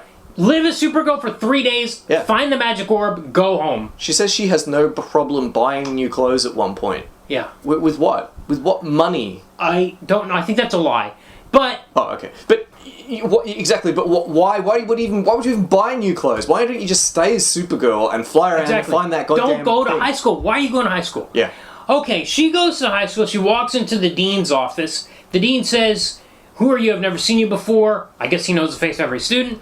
Then he says, "Where's your letter of recommendation?" While he's distracted. By the way, at this point, Peter Cook, Nigel, shows up. He's a math teacher at the teaches at the school. Coincidentally. And he hates them. I thought this guy was a warlock. And yet he's... Well, that's what I mean. Because he's not really a warlock. He's just a guy... He needs to teach at this Midvale High. Okay, so... Just magic's like his hobby, you know. So that he he's uses like... to get chicks. Where's your letter of recommendation? While his back is turned, she goes and super types, uses his typewriter to type up a letter of recommendation from Clark Kent. Yeah. She knows what a letter of recommendation is. Yeah, she how? knows she needs to sign in and out of the school. Yep. In later scenes. Yep. She knows how to write in English. She knows how to use a typewriter. She knows what a typewriter is, yes. Yep. All this stuff. Yep. And then yet she doesn't know how to shake hands. Doesn't know how to shake hands. In the very next scene. Doesn't know what a flower is. Yep. Linda... No, she knows her cousin's name is Clark Kent. Yep. She knows all that stuff. There's a scene later on. She doesn't know what a bra is. She doesn't know what a bra is. She puts a bra on the outside and starts stuffing it. What? What's happening? And yet she knows how to write a letter of recommendation plausibly enough to fool a principal. Yes, and knows how to file it alphabetically in his filing cabinet before he comes back to his desk. No, this film has no respect. They're trying to do a fish out of water story. But they're not consistent. They're too lazy to do it. You know what? Properly. So in the next scene, she goes to her math class. And it's actually, this is run by Nigel, of course. And they've got these computers. And he asks a very complicated math question, and she answers the question. Yeah. Correctly, with a number that's like in the billions or trillions or something like that. Oh, it's what will the population of China be in 2050 or something like that. Yeah, it's something that you need a computer to You solve. need a computer and an to- algorithm. and You she need an just does it in her algorithm. head. Yeah, because of six-dimensional geometry. Okay, you know you need to be in disguise to mix in this world. Do you not know that you shouldn't give the correct answer to this question? Nope. Every scene in this movie is like this. Yeah. Does she know or does she not know? No. Because everything's just rushed and lazy. Yeah. They're not interested in doing the work. They're not interested in giving us a backstory that's plausible Yeah. or any backstory at all. Instead, Argo City's just there. Yeah. They're not interested in putting in the work to figure out how she would react in every situation. Only where they think of a funny bit, then she's a fish out of water. Yes, exactly. Yes. The rest of the time, she's just a normal person because that's easier to write. Yep. So lazy and cynical. Yes, it makes for a weird movie. Anyway, by the way, when about to you get see weirder, Nigel yeah. show up at the school, it's really funny. The reveal that he's a teacher at school is actually, I laughed. Yeah. Well, I laughed the whole way through this movie, but anyway. Because it's crazy. Yeah. So she goes out and she plays field hockey with the girls. For some reason, 2 girls on the team are really Oh, she gets put in a room with Lucy Lane, who is Lois' sister from the comics. Yep. She's dating Jimmy, which is also from the comics. Love this actress. She's really good. really good tomboyish kind of character. There's some good performances in this. Every performance in this movie, I'm going to say, is stellar. Even Faye Dunaway's. Especially Faye Dunaway. Everybody here, it's like they came into rehearsals and it's like, let's all get on the same page. And everybody knew Everyone's going to be crazy. this movie doesn't make any sense, and everybody is all in. Good. That's a good attitude. There's not like one actor that's dialing it way up and somebody that's playing it totally straight. Everybody, except for maybe Helen Slater, but she's playing it straight, but it makes sense for her to play it straight amongst everything else that's happening. Oh man, we haven't even started talking about Ethan yet. No, we'll get to him, because Hart Bochner. pretty soon. Yeah. So they're playing, for some reason these girls are, Mean. some girls are bullies. They're the bullies. They're on the same team. They actually wing a ball at Lucy as if they want to kill her. Yep. And Supergirl has to jump in the way and the ball shatters against her back. Yeah. So I don't know what that would have done to poor Lucy if it hit that hard. Yeah. Well, actually, they try to scald the skin off her. There's a shower scene here with these high school girls in shower, and they're high school girls. The bullies are like turning up the heat on the Trying to pipes. shut off the cold water Yeah. so that they'll only get hot water coming through the And pipes. be practically burned alive. It says it's going to burn them. The other bully's like, I don't care.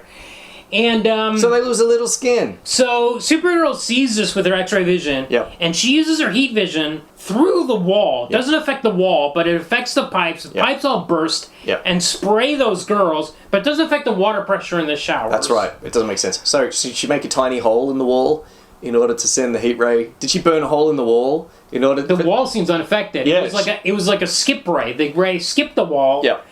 Heated the pipes. Well, she heats the wrench, Yes. and then she's forced to drop the wrench. That's right. And then the pipes burst and spray them. Yeah. And then they run out through the shower. showers where everyone is wet Yeah. and towelling themselves off. All of the wet girls laugh at the bullies Yes. because they're wet. Well, they're wet with their They say clothes on. things like, yeah, wet with their clothes on, so what? Yeah, they're saying like, that's a great look for you, ha ha ha, and the bullies are so embarrassed. Like, Yeah. they're just a little, they're not even very wet. Yeah. Yeah. Only a little water came out of the pipes. Yeah.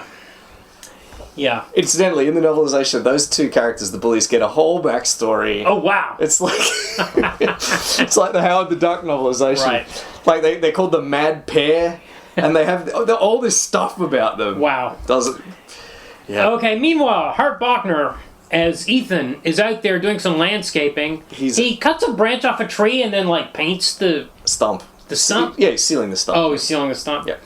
Okay, he's out there. He's just, like, super hunky dude. He's 80s hunky man. Yeah. So he's in normal guy shape, basically. Yes, he's about 10 years older than Helen Slater. I just want to mention that at this point. Probably 10 years younger than Dunaway. Bianca and Selena, or 15 years younger than, I'm not sure. Okay, anyway, Bianca's like, oh my god, this guy, I need to have this guy. Yeah.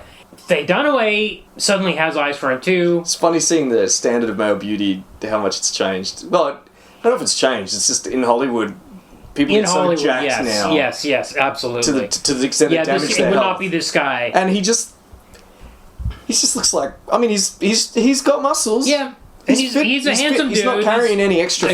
Exactly, yeah. He's got a hairy chest. He's just not pretty like handsome, but he he's doesn't. not beefy. Or, He doesn't look like a. What did Clive James say? Like a condom full of walnuts? Yeah. Yeah. Okay. So meanwhile, the orb is the container for the orb is growing bigger. Yes. Magically. It's not a thing that pays off in any way. It might at the end. We'll get back to it. Oh, okay. Okay. Lucy's going into town. She's going to Popeyes. The chicken shop. fast food fried chicken restaurant. You think they're going to go to a place called Popeyes or something, but no, they're going to actual Popeyes. There's a lot of product placement for A&W and Popeyes in this movie. They go to this, she says, I'm going to meet my boyfriend or this guy I like, Jimmy Olsen there. Yep. You should come with me. By the way, Supergirl has seen a poster of Superman on the wall of Lucy's dorm room. Yes. And is in awe of it. Yeah. Has she seen Superman before or not? She's in awe of this poster of him. She seems like she recognizes She him. wears a costume that is Yeah. modeled on his, as if she has seen him before. And yet she's looking at this poster as she's never seen him before. This is the guy? It's a bit. This seems a bit weird. This is a bra scene, I think? Oh no, but it's in the same room. Okay, alright. But that bra scene comes a little later. But maybe it is the same scene. I don't remember, and it hardly matters. But anyway, to me, it looks like she was besotted with him. Yes. Which I thought that's a bit odd. Yes. But Right. Silver Agey. Yeah. Maybe in this The continuity, Krypton laws forbid them from... Maybe in this continuity they don't. Maybe it's okay first cousins to Yeah. get married in this one. But okay, so Lucy says, I'm going to go to Popeyes. Can you come with us? And she says, no, I have things to do. Yeah. I guess looking for the orb. Yeah. But also, doesn't she say, I have nothing to wear? Isn't this where Lucy offers to lend her clothes? I think she And offers still to lend can her buy clothes her in the own first clothes. scene they okay. meet. It doesn't matter. Okay, so they go to the Popeyes. Jimmy is there. Hanging out with high school girls. Well, he's, quote unquote, he's supposed to be the cub reporter at the Daily Planet. I think he's still supposed to be playing 18 or whatever. Yeah, maybe. Although it's been a few... I don't know, how long has it been since... It's been 6 years since the first Superman movie. Yeah, I mean, that's it's been what I'm saying. 6 years in the Superman war- continuity yeah, as well. Yeah, that's right. He's not a teenager anymore. No. Okay, so... I think he has a job now at the Daily Planet too, right? He's not cub reporter, he's like photographer at the Daily Planet. Yes. I think it's pretty clear. He never takes a picture in this movie, though. Did you notice that? He never takes his camera out. No, he does have his camera out. Does he? He does. I'm sorry, man. In the scene with the bulldozer, he does have it. Well, that's what I was saying. The whole bulldozer scenes he seemed to almost never be using. Okay, anyway. Just in one. So, before this, sorry. Selena calls there. Hart Bochner. She calls Ethan to do some... ostensibly to do some... Gardening at the amusement park. Where there's no garden. Yeah. There's no garden. He comes in there... Well, at this point, we know she's resolved she wants him. Her motivation's that's right. changed now. She doesn't want world domination anymore. She just wants to sleep with the hunky, shirtless gardener. Yeah. And she's made a magic... She's made a magic potion, which... Now, would this potion have worked without the orb, or does the orb need to be there? This is I my would have question said- every scene of this movie. Very good. It's a good question, and there's an answer. Alright, so... to make this film make sense to me, I have to think that, magic isn't real, Yeah. but the Omegahedron makes it real. Okay. Okay. But this scene, she's making a potion out of a walnut shell and a spider, Yeah. and boiling it in oil. Yeah. And her comrade, what's her name? Bianca. Bianca says, why don't you use the doohickey, or the thingy? Oh, okay. And she says, I'm saving that. Oh, so it's not part of this. No. So this is So she could have done this before the thing ever landed on Earth. This is real magic. I think this is that was it. So there's magic in Superman now. Okay. It's not just a reality warping science object. Okay. She could have cast the love potion at any point. By the way, do you really need a love potion for Faye Dunaway She's in still this really movie? beautiful. Holy moly. I guess she lives in a abandoned amusement park. Maybe that's a bit of a turnoff, but she's coming on to this guy, and I'm like... Made of stone. Yeah, it's a... I don't know, maybe he was up for it. He was having a drink with her. He was, but he's had this kind of... He gave some speech about, hey, I had a breakup, and I'm not into... Yeah. And also he's really dumb in this scene. Yeah. Like, he's got a toothpick, and he just seems kind of skeezy. Yeah. Like, I Yes. wouldn't want this guy working on my house. Yeah, he's like Ellis. Yeah, he's really... Yeah, he's really... But she's just all about it. Yeah. She can't wait to get in bed with him. Yeah, and so she uses the potion on him, but then Nigel comes to the door. Hilarious scene where he's wearing this leisure suit, as he calls it. It's the weirdest thing. It looks like a raincoat made of leather. It looks like the... Green leather? Yeah, it looks... Imagine like the Eddie Murphy stand-up outfit, but in green. And this hilarious moment where Faye Dunaway comes to the door and looks at him. She looks him up and down. A really obvious, hilarious moment as like, what are you wearing? But while they're there, Ethan wakes up and wanders out of the amusement park. Now, he's supposed to fall in love with the first person he sees. Yeah. Maybe first person of the opposite sex even. Yeah, I don't know. They don't specify that. They don't specify, but he wanders all through town. Yeah. Stumbling around. He sees dozens of people. Yeah. Doesn't fall in love with anybody. Yeah. But he's walking around like he's totally drunk out of his mind. Yeah. Can't barely see where he's going. He's really stumbling around slowly. Yes. Doesn't fall in love with anybody for some There's reason. this really long scene where he sort of tries to make his way out of the amusement park, and he's walking through, like the haunted ride. Yeah. And like skeletons are jumping out at him. He's like, whoa! Why didn't he fall in love with the skeleton? Yeah, maybe. Or like the witch that jumps out at him. And it's like, this just goes on for a really long time. Yeah. It's like, why? What's the point of this scene? Yeah. Yes. You In the movie about trim Supergirl? that bit out, yeah. So he's walking on the streets, and then Selena uses her magic to bring a digger, like a truck, like a industrial truck. It's not a bulldozer, it's an earth mover. An earth mover, yeah, with the claw grabber on the Yep. end. To chase him, this thing's driving very slowly. Steam shovel. Yeah. Driving very slowly, probably like 20 kilometers an hour. He's stumbling around. People Yep. are looking, they're like, hey, there's no driver in that thing. It's a runaway. Yeah. Lucy's looking at the windows of the Popeyes. Supergirl, Linda, has... Oh, we didn't even talk about how she got her name.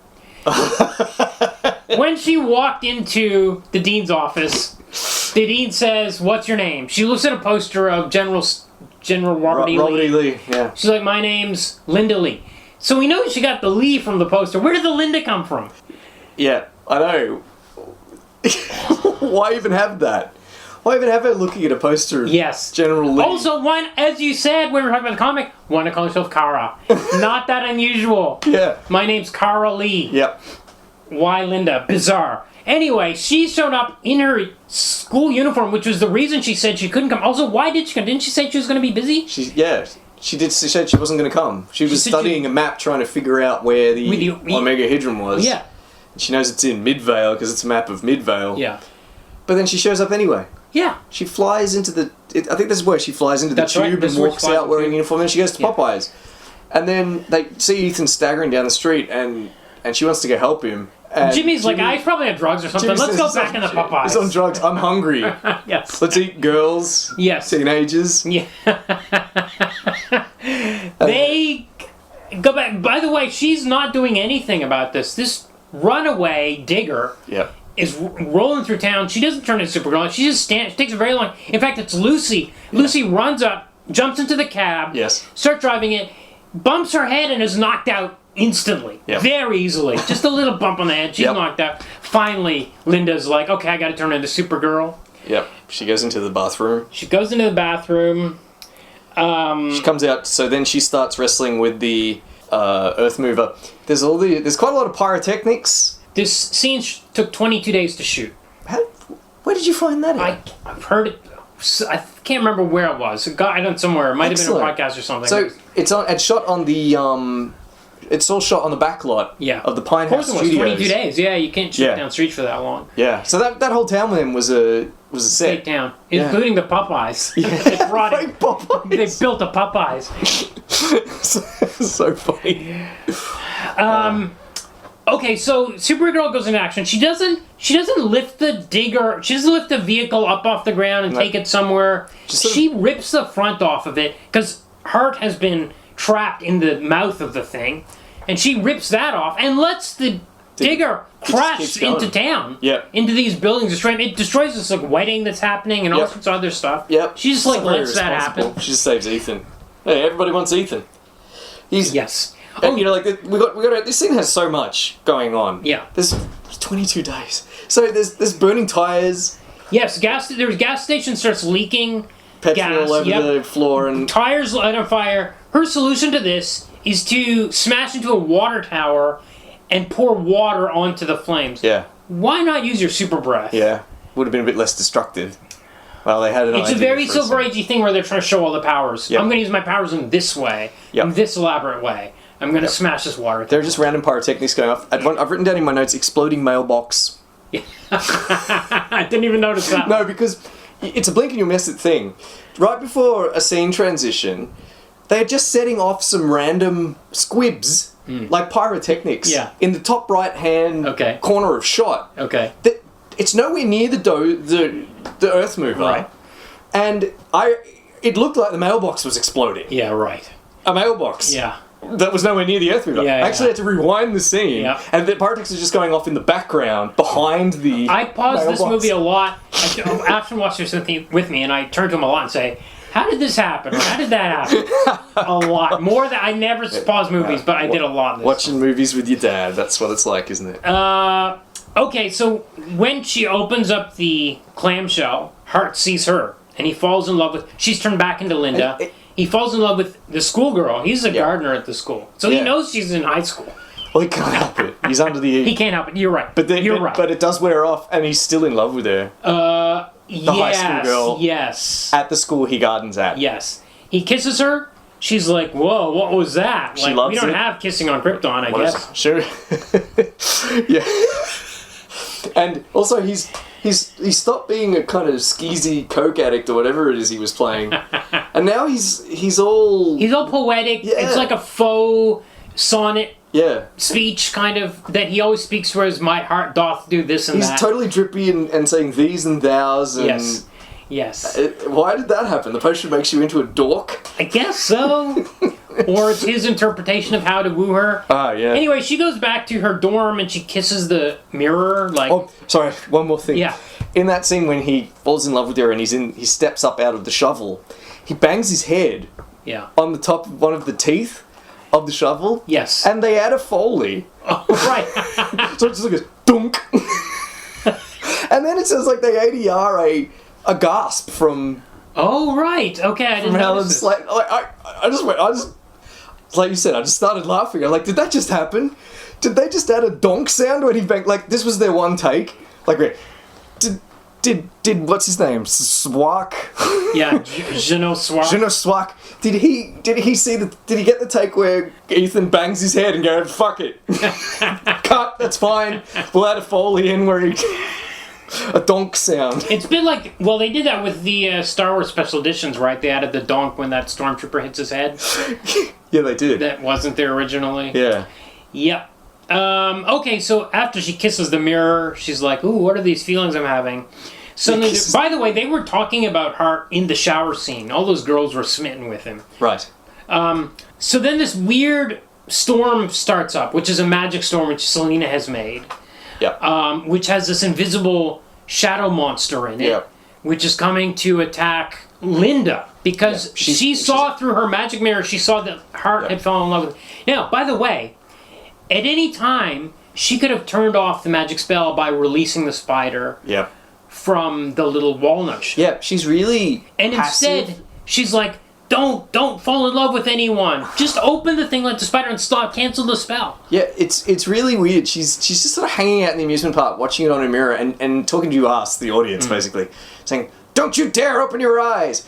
You woman, stay away from her! No, you're supposed to be in love with me! You've got a reality warping orb. You could have any man, and also it turns out you knew magic all along. Then you could cast a love potion on anybody. Yeah. Why?" The film needs this to be happening, I guess, Yeah. for the scenes to happen, but it's so dumb. Yeah, it doesn't make any sense. She could just recast the spell. You did it Yes. once. Do it. Cancel it for now. Yeah. Get him back in there. Cast it again. Yeah. Okay. You could, yes, just so weird. Yeah. So she's watching this. So she knows that that Ethan has fallen in love with Linda. Yep. She sends this storm to the dorm. Well, first she gives some funny dialogue where she says, "Well, she says some poetry where she rhymes it wrong. She says, wherever she are." Yes. And also she says, "What good is a sword that's not unleashed?" But that line's played straight. Yes. It's unsheathed. Yeah. It could be that you know, David Odell was trying to say that she's not very smart. Right. But actually, I think maybe it just made it in. Yeah. I think he fucked up. Yeah. Anyway, so she sends an invisible... she calls it a shadow monster, but it's essentially kind of like an invisible... I call this scene Supergirl versus the Dunwich Horror. Right. Yeah. It's kind of like knocking the shit out of her because she can't see it. So she flies up into the clouds and carrying a lamppost. And then she kind of waits around in the clouds until lightning strikes. Yeah, and it charges the post. A post is not a battery. No, but in this movie it is. And then it charges the post, she uses that, and she zaps the monster with the charged post. Yes, it makes it visible. Okay, it's kind of like the Dunwich Horror. And then it dies, yeah. Maybe her powers include I don't know if it turning dies. metal that she... Oh, well, it vanishes. Goes away. It's been banished. Yeah. Maybe her powers, she can... Maybe it's an extension of a Kryptonian's powers that they can turn inert metal into a storage medium for electricity. Yeah. So, there's a funny scene here where she goes back into the dorm. She hasn't changed back. Why hasn't she changed back? She's just so dazed from the fight with the shadow monster. Okay. But the den mother shows up and she's like... drunk. The drunk den mother is like, get back in your uniform. What are you dressed like that for? But then I guess the beeper goes off, her wrist beeper, and she goes to the amusement park. Yeah. And Ethan is there with flowers to greet her. Yes. And he's like, I love you. I don't know how he knew she would be there. He's been stalking her. But she flew from the dorm to the amusement park. Oh, you're right. That doesn't make sense. Also, he fell in love with Linda. Linda. No, she is Linda at this point. Oh, she's Linda. She shows up in the amusement park as Linda. That's right. Yeah. That's right. I'm not sure why she didn't show up as Supergirl. Again, just show up as Supergirl. Why? Bizarre. Why? Yep. Okay, so this is a crazy, hilarious, fun sequence. He's like, okay, come into the merry-go-round with me. Yep. And she's like, well, okay, for a minute. Dude, your city is dying. What are you Just doing? say no to this guy. Yeah. And he's giving her all this love poetry. Selena comes out. She sees him. She's angry. She's jealous. She uses her powers to zap the Ferris wheel to go super fast. Yeah, she doesn't have to cast a spell this time. She just points at it and it goes fast. Zoom. Supergirl, when it stops, Linda's not there. Supergirl lands. Dun, da, da, da. She shows up. She throws okay, so Selena zaps Ethan, so he ends up in the bumper cars on the ground. Bumper cars are moving at normal speed. He's freaking out. He's like, bumper cars! Holy shit! Supergirl picks up all these iron bars from the merry-go-round and throws them around Selena. Yep. Do iron bars stop magic?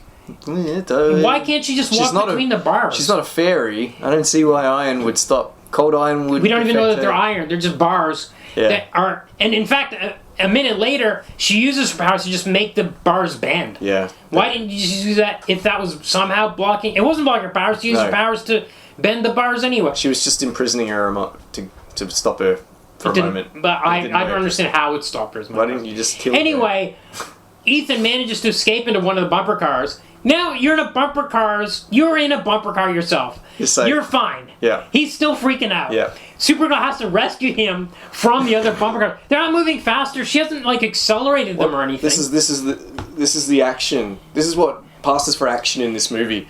A man dodging bumper cars, then he's in a bumper car. Yeah. And he has to be saved in a bumper car. I do kind of like how he was a real damsel in distress. Yeah, that's fine. I don't have a problem with that. But this is what the film thinks is... It gets worse because she stakes. decides she needs to rescue him still. She lifts the whole car up, flies it. Now it's nighttime. She flies until morning. And she lands him on a beach, which is maybe on the other side of the country. They were in Chicago, so there aren't any beaches in Chicago. Where are they? Are they in Los Angeles or something? Could be a sandy river shore. But it's daytime. They've gone from night to day. They've flown a long way. They've flown for hours and hours and hours. Why did she need to take him that far away? Why did she need to take the whole bumper car? It's a hilarious... It's one of the most laugh-out scenes in the movie. Seeing her fly through the sky holding this bumper car that he's in. Instead of just... I guess they didn't want her to cradle him. By the way, she did put on 25 pounds of muscle mass for this movie. 4 months training. Yep. And maybe she trained with David Prowse? I don't know about that, but that would be fitting, wouldn't it? But she still looks like she only weighs about 100 pounds, but Yes. it's a very fit Yeah. 100 pounds. So this is to bit me. like Sheena, although thankfully she... That came out 3 months before this one, by the way. Thankfully it's 3 months before this. Thankfully Helen Slater keeps her clothes on. Yeah. But I was just like, what is going on? This whole flying through... You're seeing this woman carrying a bumper car flying through the sky madness. for hours. Madness. It is so weird. They land on the beach. He's like, what happened to Linda? He just wants Linda. At this point, Nigel... He gets knocked out by a coconut? Yeah. The scene? Selena attacks... Oh, she magically uses a coconut. Yes. What is the limit? How do the powers work? Even she says that in that scene, doesn't? Then this scene, she says, Bianca says, why don't you do this or that? She says, I can... Or Selena says, I can control a coconut from that far away, but I can't do X, Y, Z. Like she's... That's when Bianca says that they need to call Nigel. Yes. Because he's got the theory, Yeah. and they've got the practice. And he's got the wand of Burundi. Yes. Pure, unadulterated evil, this wand is. Yes. And he's like, well, let out the spider. First of all, this thing's played pretty well, because Nigel knows something's up. Yeah. Why is she calling him now? He's king, he still wants her. But she says, I've just come around to, I want you, and I want your help. He's like, yeah, are you sure you want me? Are you sure you don't want someone else? And he cracks the walnut, and he goes, whoops, I let the spider out. Which means he broke the spell, so he knew. Oh, he knows that she wants Ethan to come back to her boudoir. Right. She wants to summon him back. She can't do it. She tried, but she can't teleport him. She can only teleport a That's coconut. the thing. She could make the coconut work, but she couldn't teleport him back. And Nigel says, are you sure? And why do you want him here? Yeah. And she says, because if he's here, then my enemy will come. That's Supergirl. And he says, are you sure that's the only reason you wanted to come? I mean, you want him to come? And that's when he cracks the walnut. So now Ethan is no longer magically compelled to be in love with Linda, but it makes no difference because he's still just as in love with her. With Supergirl, not Linda. No, he's still in love with Linda. Oh, you're right. Okay. Yes. He can only think about getting back to Linda and saving her. He should be, he sort of wakes up. It's like he wakes up from having been in a trance. Yeah. Because where am I? How did I get here? Yeah. But he's still in love with Linda. Yes. That's the one thing he's supposed to not be. Yes. Now that the spell's broken. It's really odd. I don't know. Well, okay, yeah. So this is So it gets more confusing. So what happens is, there is a kiss here. Does he kiss her? No, Kara kisses him. Kara kisses him. Right. She's in love with him. Yeah. The first guy she ever met. Yeah. No, she met Matt Furrer first. Good point. She should hate all men. Yes. She met Matt Absolutely. Furrer. Legit. It's just the way we are. Just the way we are. Okay, so at this point, Selena turns Nigel old. Well, yes, she does do that. So he brings out the wand, the Burundi wand. Yeah. It's supposed to be this.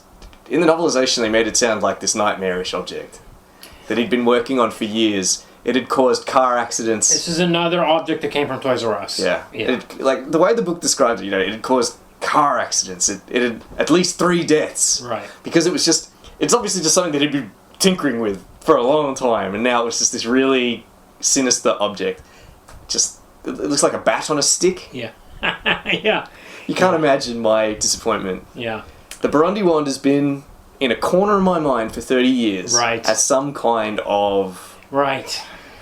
eldritch object. Yeah. They needed H.R. Giger in here to design that thing. They absolutely did. It's a did. piece of plastic with lights in it. It looks so stupid. It looks like someone's put a stuffed rat on a twig. Oh yes, no, I'm thinking the light one is the That matter one, the yeah. matter Oh, one. the matter one's pretty crap too. Yeah. That one looks like it came from Toys R Us. Bad, yes. This one looks homemade. Yes. They've just sort of... There's some chunky bones hanging under it. They're not even particularly good. They look like dog treats. Yeah, this is a bad problem. Dog treats.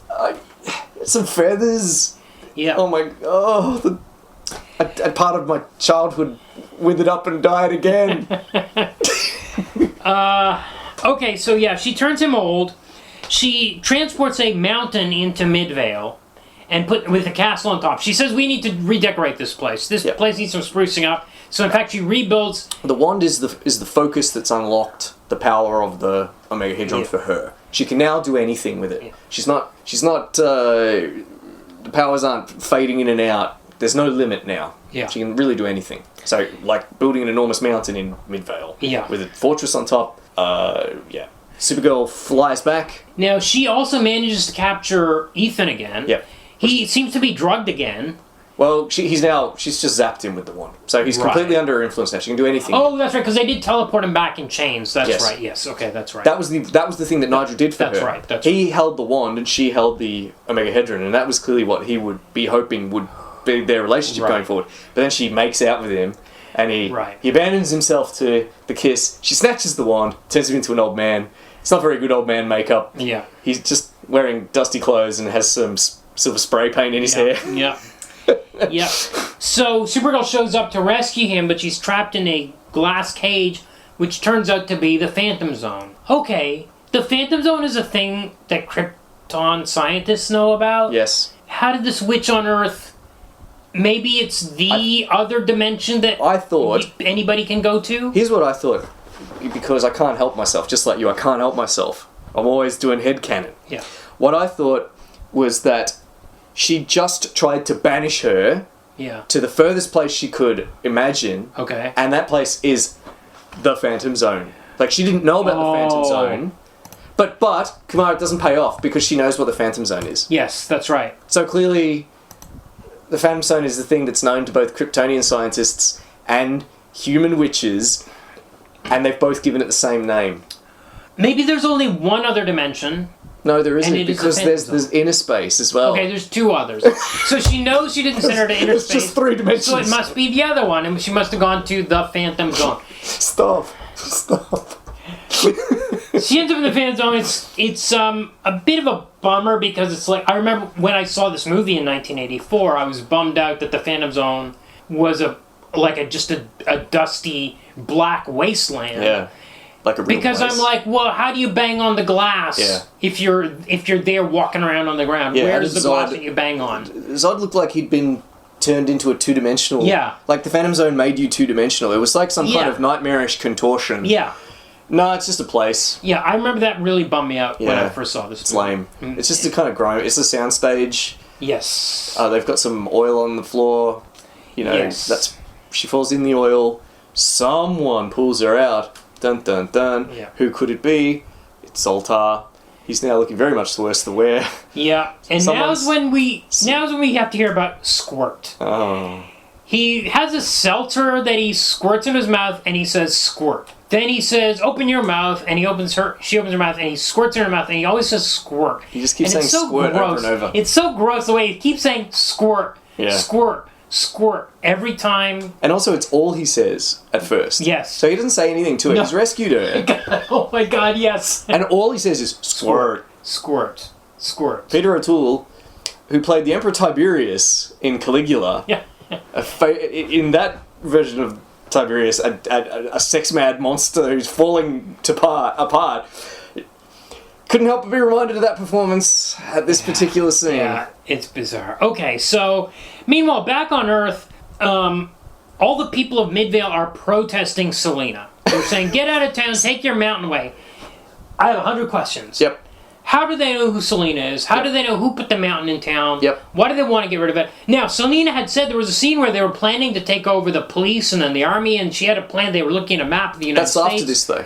So this scene No, comes but they've first. taken over the police at this point. No, 'cause this they have a scene comes police first. And the planning scene comes after. Okay, that's bizarre. And it makes even less sense that Okay. way. I agree. Okay. She said, we'll take over the police just like we did here. Oh. Because they've already done it. Okay.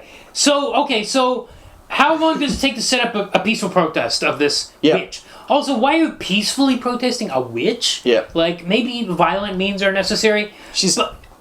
The budget hasn't stretched very far. But how much time has passed since the mountain was set up and people started protesting their oppression under the witch Selena? It can't be that long because time passes much slower or faster in the Phantom Zone vis-a-vis our dimension because Zoltar's been there forever.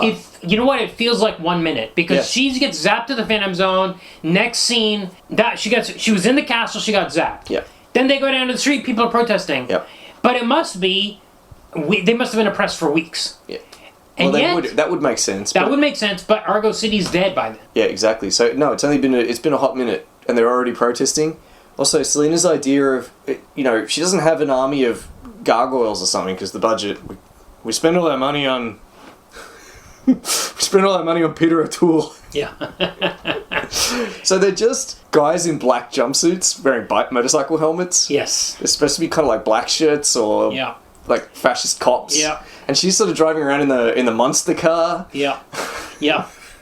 And like, this is the best Why? they could do. Well, also, why are you driving anywhere? Yeah. Also, where do you park that thing? Yeah. Does she zap the car back up to the top of the mountain? Presumably. But like that's the best they could come up with for evil witch reigns over small Midwestern town. Yeah. That's the best they could come up with, driving around in the monster car and guys in motorcycle helmets and a peaceful protest that took probably 30 seconds to organise. Yeah.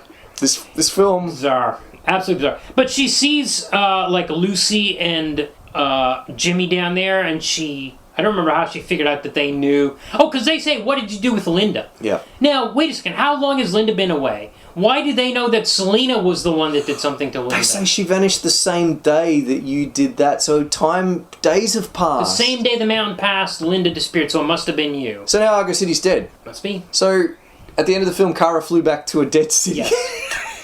Whoops. Guess you should have spent a little less time making out. So Selena takes them captive. She puts them in these orbs. Orbs, I keep saying orbs. They're in cages, like chandelier cages in her castle. Meanwhile, back in the Phantom Zone, Zoltar reveals that there's actually one way out. There's a kind of tunnel that you can go through. And the Maelstrom. Yeah, and so they climb up that tunnel. This is so Selena fantasy. tries to shoot fireballs at them. You know, now that it now makes sense, now knowing who wrote the film, that it was David Odell. Because this sequence, they're just like climbing Mount Doom. There's 100 scenes like this in Masters of the Universe.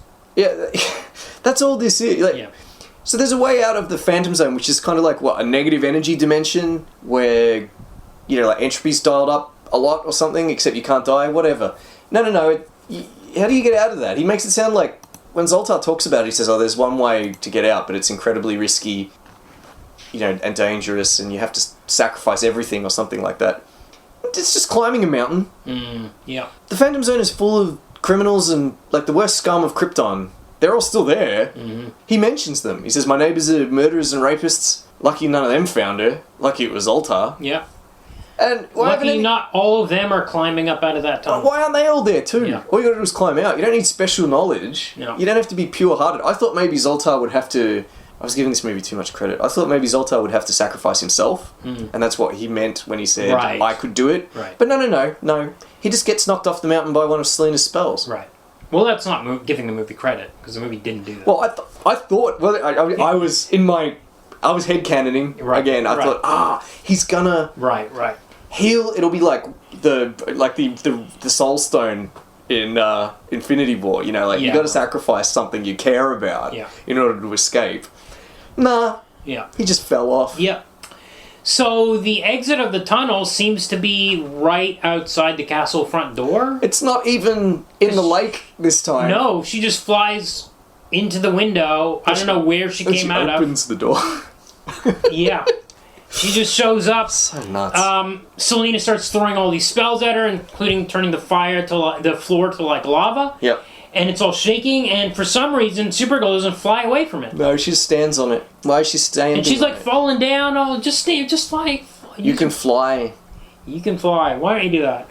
This is the point I was making earlier about how she doesn't... Did I say something like that? She doesn't know what her powers are or something like that. Okay, so now that I think we get the shadow monster again. Yep, it's back. But I believe this is the container which has grown to a massive size. I think the shadow monster is the container. Sure, why not? I don't know. But we see Ethan trying to get to the container as well. Oh, you're right. So that's not the case. Yeah, okay. Bummer.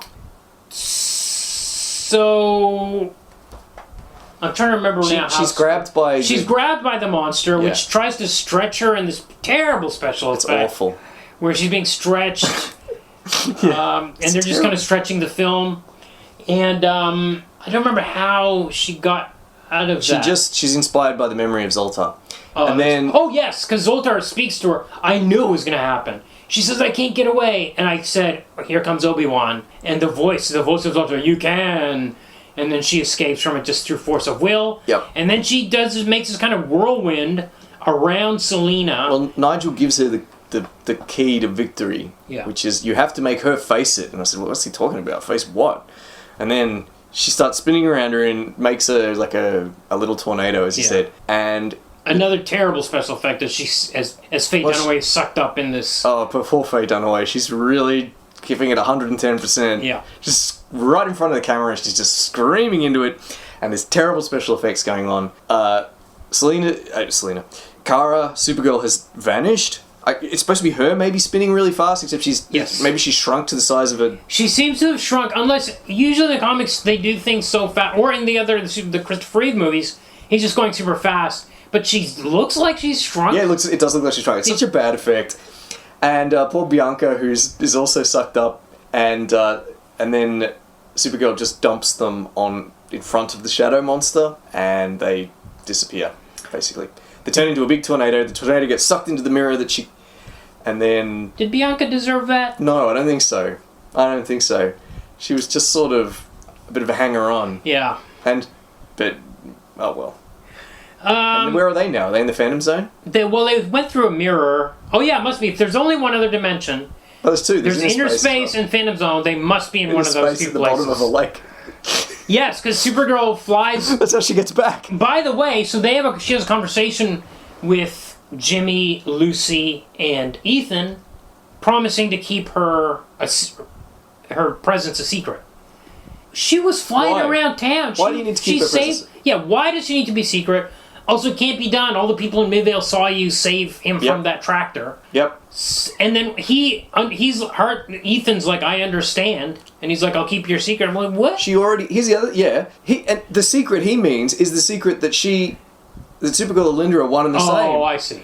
Jimmy Olsen and, Lucy Lane, they don't know. That's right. So why does it need to be... None of these things need to be kept secret. They're keeping her existence a secret. A, you don't need to keep it a secret. B, you can't keep it a secret. Yeah. C, you've got a secret identity, which now also needs to be kept secret. And D, Linda Lee's going to vanish from the world. Is that going to be kept secret as well? Yeah. I would say... None of this... Maybe, in fact, do the opposite, keep it secret. Let everyone know so that Superman can come look for Argo City. Yeah. When he gets back from... Yeah, when he gets back from that other galaxy. There's a long way away in that other galaxy. Yeah, well, anyway, she flies back into the lake. Yeah. That's how she gets back to Argo City. She just flies into the lake. The binary chute, which is at the bottom of the lake. The binary chute. Or the orb, which is waiting at the bottom of the lake. And we see the final shot's her flying back to Argo City, and it slowly starts to light up as she gets closer. Too bad everyone's dead. Yeah, there must be. Depending on how long that dictatorship lasted, by now we get the craziest credit sequence I've seen in any movie. It must have been super. It would have been done practically at the time, where all the effects are coming towards the screen as if they're on some sort of conveyor belt and getting larger. And that's like that for the whole credits. Never seen anything like it. Okay, I guess it's trivia based time. on the character's Supergirl appearing in comics and magazines published by DC Comics Incorporated. Yes. Okay, that credit is in there. Yeah. Flies right at you. Yes. Yeah. All right. Trivia. Okay. As this film was this film was expensive. Yeah. At least $35 million. Yeah. Although the AFI website, American Film Institute, also quotes $60 million. Whoa. And cite a newspaper article from the time. Box office, can't really find out. Okay. However, I don't know what the international box office take was for it, but the US domestic box office was $14.5 million. Okay. Most of which it made in its first week or so. Right. The international gross is usually about the same. Yeah. Is in our experience. Yeah. So optimistically, a bit less than 30 million. It's enough to sell the rights to Canon. Yeah, this was a bomb. Yeah. Like a proper bomb. Yeah. Lost money. The critics didn't like it either. Pretty much as you and I have pointed out, the plot is a complete mess. Yeah. And a lot of critics have taken a lot less childlike glee in the performances than you and I did as well. Okay. Had some pretty scathing things to say about a lot of it. And Peter O'Toole was nominated for a Razzie. Huh, okay. Which I think is a bit mean. He's, maybe it was for Squirt. Yeah. Alright, how did it get made? So as we know, when the Solkines first bought the rights back in the mid-70s, they got the rights to the whole Superman family, Okay. is the quote I read, Okay. or the fact I read, which would mean Bongo the monkey, Beppo. Beppo the super monkey, yeah. Comet Yeah. the horse. Yeah. Streaky the super cat. Yeah, they could have been in this movie. Yeah. Might have been a better movie. They wanted to, and of course Supergirl. They wanted to include the character of Supergirl as in part 3, actually. Oh, interesting. Okay. Yeah. But Warner Brothers put a stop to that. Warner Brothers didn't like the idea of other goofy characters from the comic showing up. Well, okay, that's interesting because I heard Christopher Reeve they were trying to get him to do a cameo in this, and he backed out pretty late in the process, like last minute. That's my very next Okay. paragraph. Okay. So Reeve was after they'd already decided to make this film when they were making Superman 3. Okay. So this is before Superman 3 is a bit, it had a fairly disappointing box office return. Christopher Reeve is supposed to not just a cameo, but arguably like a role, a small role in the film. The original script is like the comic. They had him. He greeted her on Earth and showed her how to use her powers. Okay. That makes more sense than her blooming flowers with her heat vision, question mark? And being instantly fully dressed and knowing exactly how to do everything. But also not able to fly when the floor is lava. Yeah. He would then have been felled by, of course, a magic spell. Okay.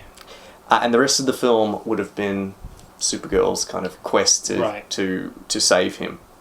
However, Reeve had enough of playing Superman at this point. Okay. And he backed out, so it had to be rewritten. Okay. As I mentioned, the whole film basically was shot at Pinewood Studios, same studios where the other films were shot, on 7 sound stages and the Pinewood backlot. Yeah. There must have been a couple of location shots because of that lake and some other things like that, but almost all sets. Yeah. Helen Slater, I think I mentioned she was 19 years old. She was paid $75,000 for the film. Oh, okay. One reason why you want to get a new actor, I suppose, you Yeah. don't have to pay them very much. Yeah. She signed for a 3-picture deal, Oh, interesting. and they didn't release her for a couple of years too. Wow, okay. Probably until they sold the rights to Canon, maybe. Yeah. Yeah. And as you said, she trained for 4 months to put on that extra muscle to play the character. This film was the death knell for Faye Dunaway's career. It had already suffered somewhat with the incredibly hammy performance she gave in Mummy Dearest. This was it, basically. She never really had any... She was in The Handmaid's Tale. Yes, in after 1990. this, but that was also a failure. Yeah. We've mentioned our All-Stars. Yes. Peter Cook. Yeah. And... Surprise guest. Surprise double second appearance by Peter Cook, yeah. Yep. And Hart Bochner. Yeah. He's now been in it twice as well. Yeah. You mentioned Helen Slater's some of her later roles. She was also, speaking of Mask of the Phantasm, she wasn't in Mask of the Phantasm, but she did play a character in the animated series on which Mask of the Phantasm is part of. Yeah. She played Talia al Ghul. Oh, okay. Daughter of Ra's al Ghul. I think she was a voice in the Superman animated series too, but I can't remember which character. Wouldn't surprise me. And I hate to mention it, but a CGI version of her character makes a cameo in The Flash. Oh, I'm not surprised. In that film, Yeah. where they just They throwing CGI'd in everybody. But they're just throwing the kitchen sink Yeah. in. Desperate. Desperation. Yeah. And that question, what? Now, so you appear in a comic book movie, something with an expanded universe in the 80s, 70s or 80s, and then 20, 30 years later, you're going to get cast in The Flash. Yeah. Or Smallville. Yeah. So that nerds will get, in nerds' brains, the fan recognition button light will go off. Yeah. What do you think about this? Well, the CG is one thing. Yeah. I mean, I was delighted when I saw her show up in Smallville and Supergirl, for sure. And Marc McClure, and John Cryer's the best one, because he was like Lex Luthor's nephew in Superman 4, and then he showed up as Lex Luthor in the Arrowverse series. Right. That's great fun. It actually becomes a fun thing, and, you know, all these, Christopher Reeve, Margot Kidder, they were all in Smallville. Yeah. The CG thing is gross and weird and stupid, and desperate, as said. It's just like, where's our Spider-Man multiverse thing? We got to put everybody in here. Yeah. I haven't seen The Flash. I've just heard all about it. I've heard Nicolas Cage complain about his cameo in it, that he didn't sign on for, but No. Warner Brothers just owns That's all so this shit. stupid that they put that in. Yeah. Like that, I think that's, unfortunately, that's where it goes, isn't it? Like, I think when they're cameos or fan service or nods, it's fun, but then the multiverse sucks. Yes. Yes, that's the difference, right? You're playing a different character, whereas I don't even think a multiverse sucks. I think using a CGI version of these... I'm not a big fan of the whole thing of the multiverse, of just throwing lots of characters together. Yeah, sure. And honestly, it makes sense. That's a kind of fan service. I mean, Far From Home, we don't talk about the MCU, but... Well, wait, was that a Sony Spider-Man? No, Far From Home was MCU, isn't it? MCU. Yeah. So, it's kind of cool having the 3 Spider-Mans from 3 different film properties interacting with one another. But I think it's another one... I don't know, it just feels like it's starting to eat itself. Yeah, absolutely. You're not making something new, you're just starting to... Because once is cute, I suppose, but after a while, it starts to feel like it's a worm... devouring its own tail. Yeah, absolutely. I'm starting to... It's starting to seem not fun anymore. Yes. When I see it. Yes. I think if you got to be subtle, you got to use a light touch. I think. Yeah. All right. That's my waxing philosophical for the episode. All right. Shall we do our votes? Yes. Okay. So I like Silver Age Superman comics. So these were dumb and strange. The origin one is not actually as crazily dumb. There's too much packed in there into a 10-page story or whatever, but this is my kind of comics. I was fine with. I did like them. Yeah. The 1980s one, the New Adventures. That was bad. That's really bad. They were terrible. They killed Supergirl in the Crisis. Yeah, they absolutely did. Yeah, they brought it was a thing that was considered too old-fashioned. Like all that kind of mixed Spitalik stuff. All that stuff was wiped out. The current versions of Supergirl are... I don't know, it's been rewritten so many times. There was one that was like a protoplasm version from another universe. Yeah, that was the one I learned about when I used to... That was the John Byrne version. When I read, of course, the novel, Death and Life of Superman. Right. I didn't actually read the comics. Right. Once again, I read a novelization. Right. Yeah, she was sort of like a shape-shifting... Yeah, from another dimension of some sort, yeah. I think even maybe created by Lex Luthor or something. He didn't create her, but he... We can't get into this. They'll never. He sort of tricked her into loving him. Right. Something like that. So lame. Yeah. Oh my god. What am I voting on the comics? I don't even know. I can't remember what I voted for the other ones. The 80s one obviously is terrible. It doesn't matter. These votes never matter, really. Yeah, anyway, no one cares. So it doesn't matter whether you vote. I track them all. Yeah. No, the 80s ones is definite nay. Yeah, absolutely. I think these Silver Age ones, just hearing how much you enjoy them. Yes, but I say I enjoy them, but I know other people... They're not enjoyable to other people that don't know what the appeal of them is. You can't just give them to a civilian and say, read this, you'll enjoy it. They'd be like, what is this? Especially now, when media is different. The storytelling is different than it was in the 60s in comic books. So. Yeah, it's no. I wouldn't read these. Okay. So it'll be no for me. Both on the strength of both the crappy 80s and... I just wouldn't read these. I read them and I'm just taking pictures of panels thinking, what's with this dialogue? I have many of these comics on my shelf. That's great. So I would read them. Good. The movie, now, I'm going to say, this is a terrible movie. I had a great time.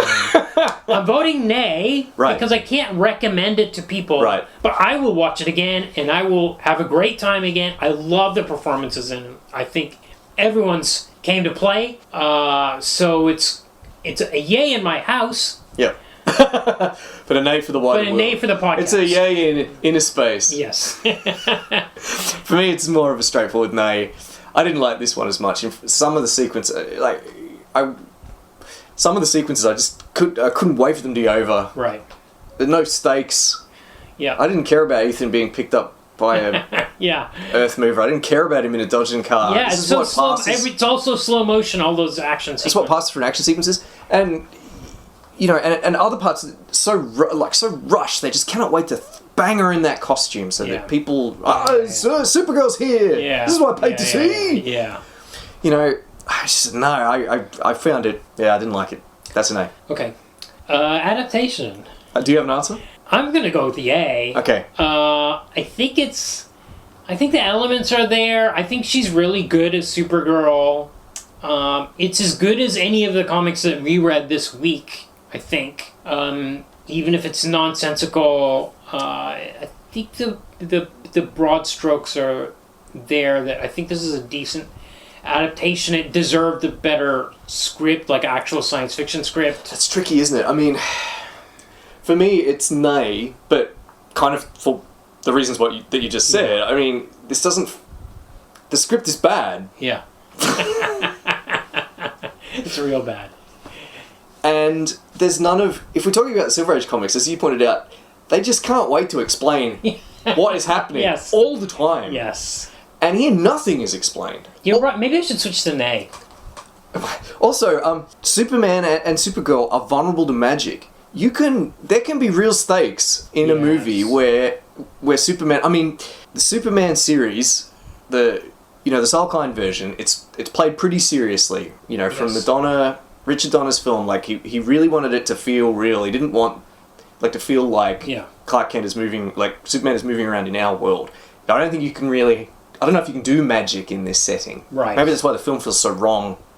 Well, I will say that Superman 3 and 4 are on a level with this movie. Yeah. In terms that would make of, the majority then. Yeah, exactly. This, 1 and 2 are the ones... Okay. You know what? It's a very similar pattern to...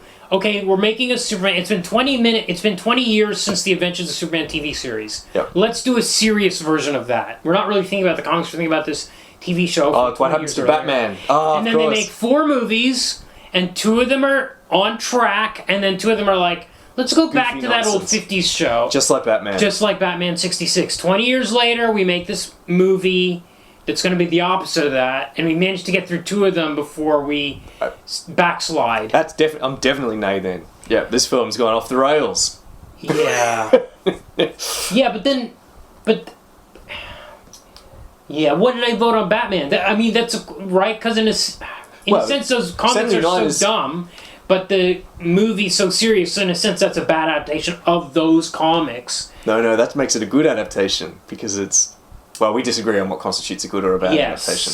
But magic could be more threatening. Stuff needed to be explained. It should have stuck with the serious tone of the other successful adaptations. Yes, you're right. Those 3 reasons I'm going to say. I don't need the seriousness, but I do think you're right about the magic and the stakes, and the explanations on the stakes, because that's... Every panel of those Silver Age comics is like... Oh my god, it's hilarious. Everybody's been turned into bizarros. I got 2 panels to fix it. They don't even need to explain half of the things, but they just do it anyway. They just can't resist it. Yes, it's great. So maybe I'll switch to nay. Very good. Okay. Okay, so please remember to like, rate, review, subscribe. Please DM us on Facebook or Instagram or Blue Sky. Or you can leave us a comment wherever you do your commenting. You can send us an email at the email address in the show notes. Please join our Patreon at patreon.com/comicbookmovieoblivion, all one word. I think that covers it. Okay, next week we're going to go to Joe Palooka. Amazing. 1934. We haven't touched the early part of the list in a long time, the spreadsheet. So, this is good. This is exciting. It's all over YouTube. There's multiple uploads of it. They're probably the same upload, but it is up there. It's 1934. It's not the later ones. We'll be covering those the next week. So just the 34 version. And I don't know if there's... I think you can probably find the comics online if anybody's keen on following along. There's a lot of fun stuff about the cartoonist Ham Fisher. A lot of interesting details about him and his life. Okay, let's find out. If you're keen to read up on that.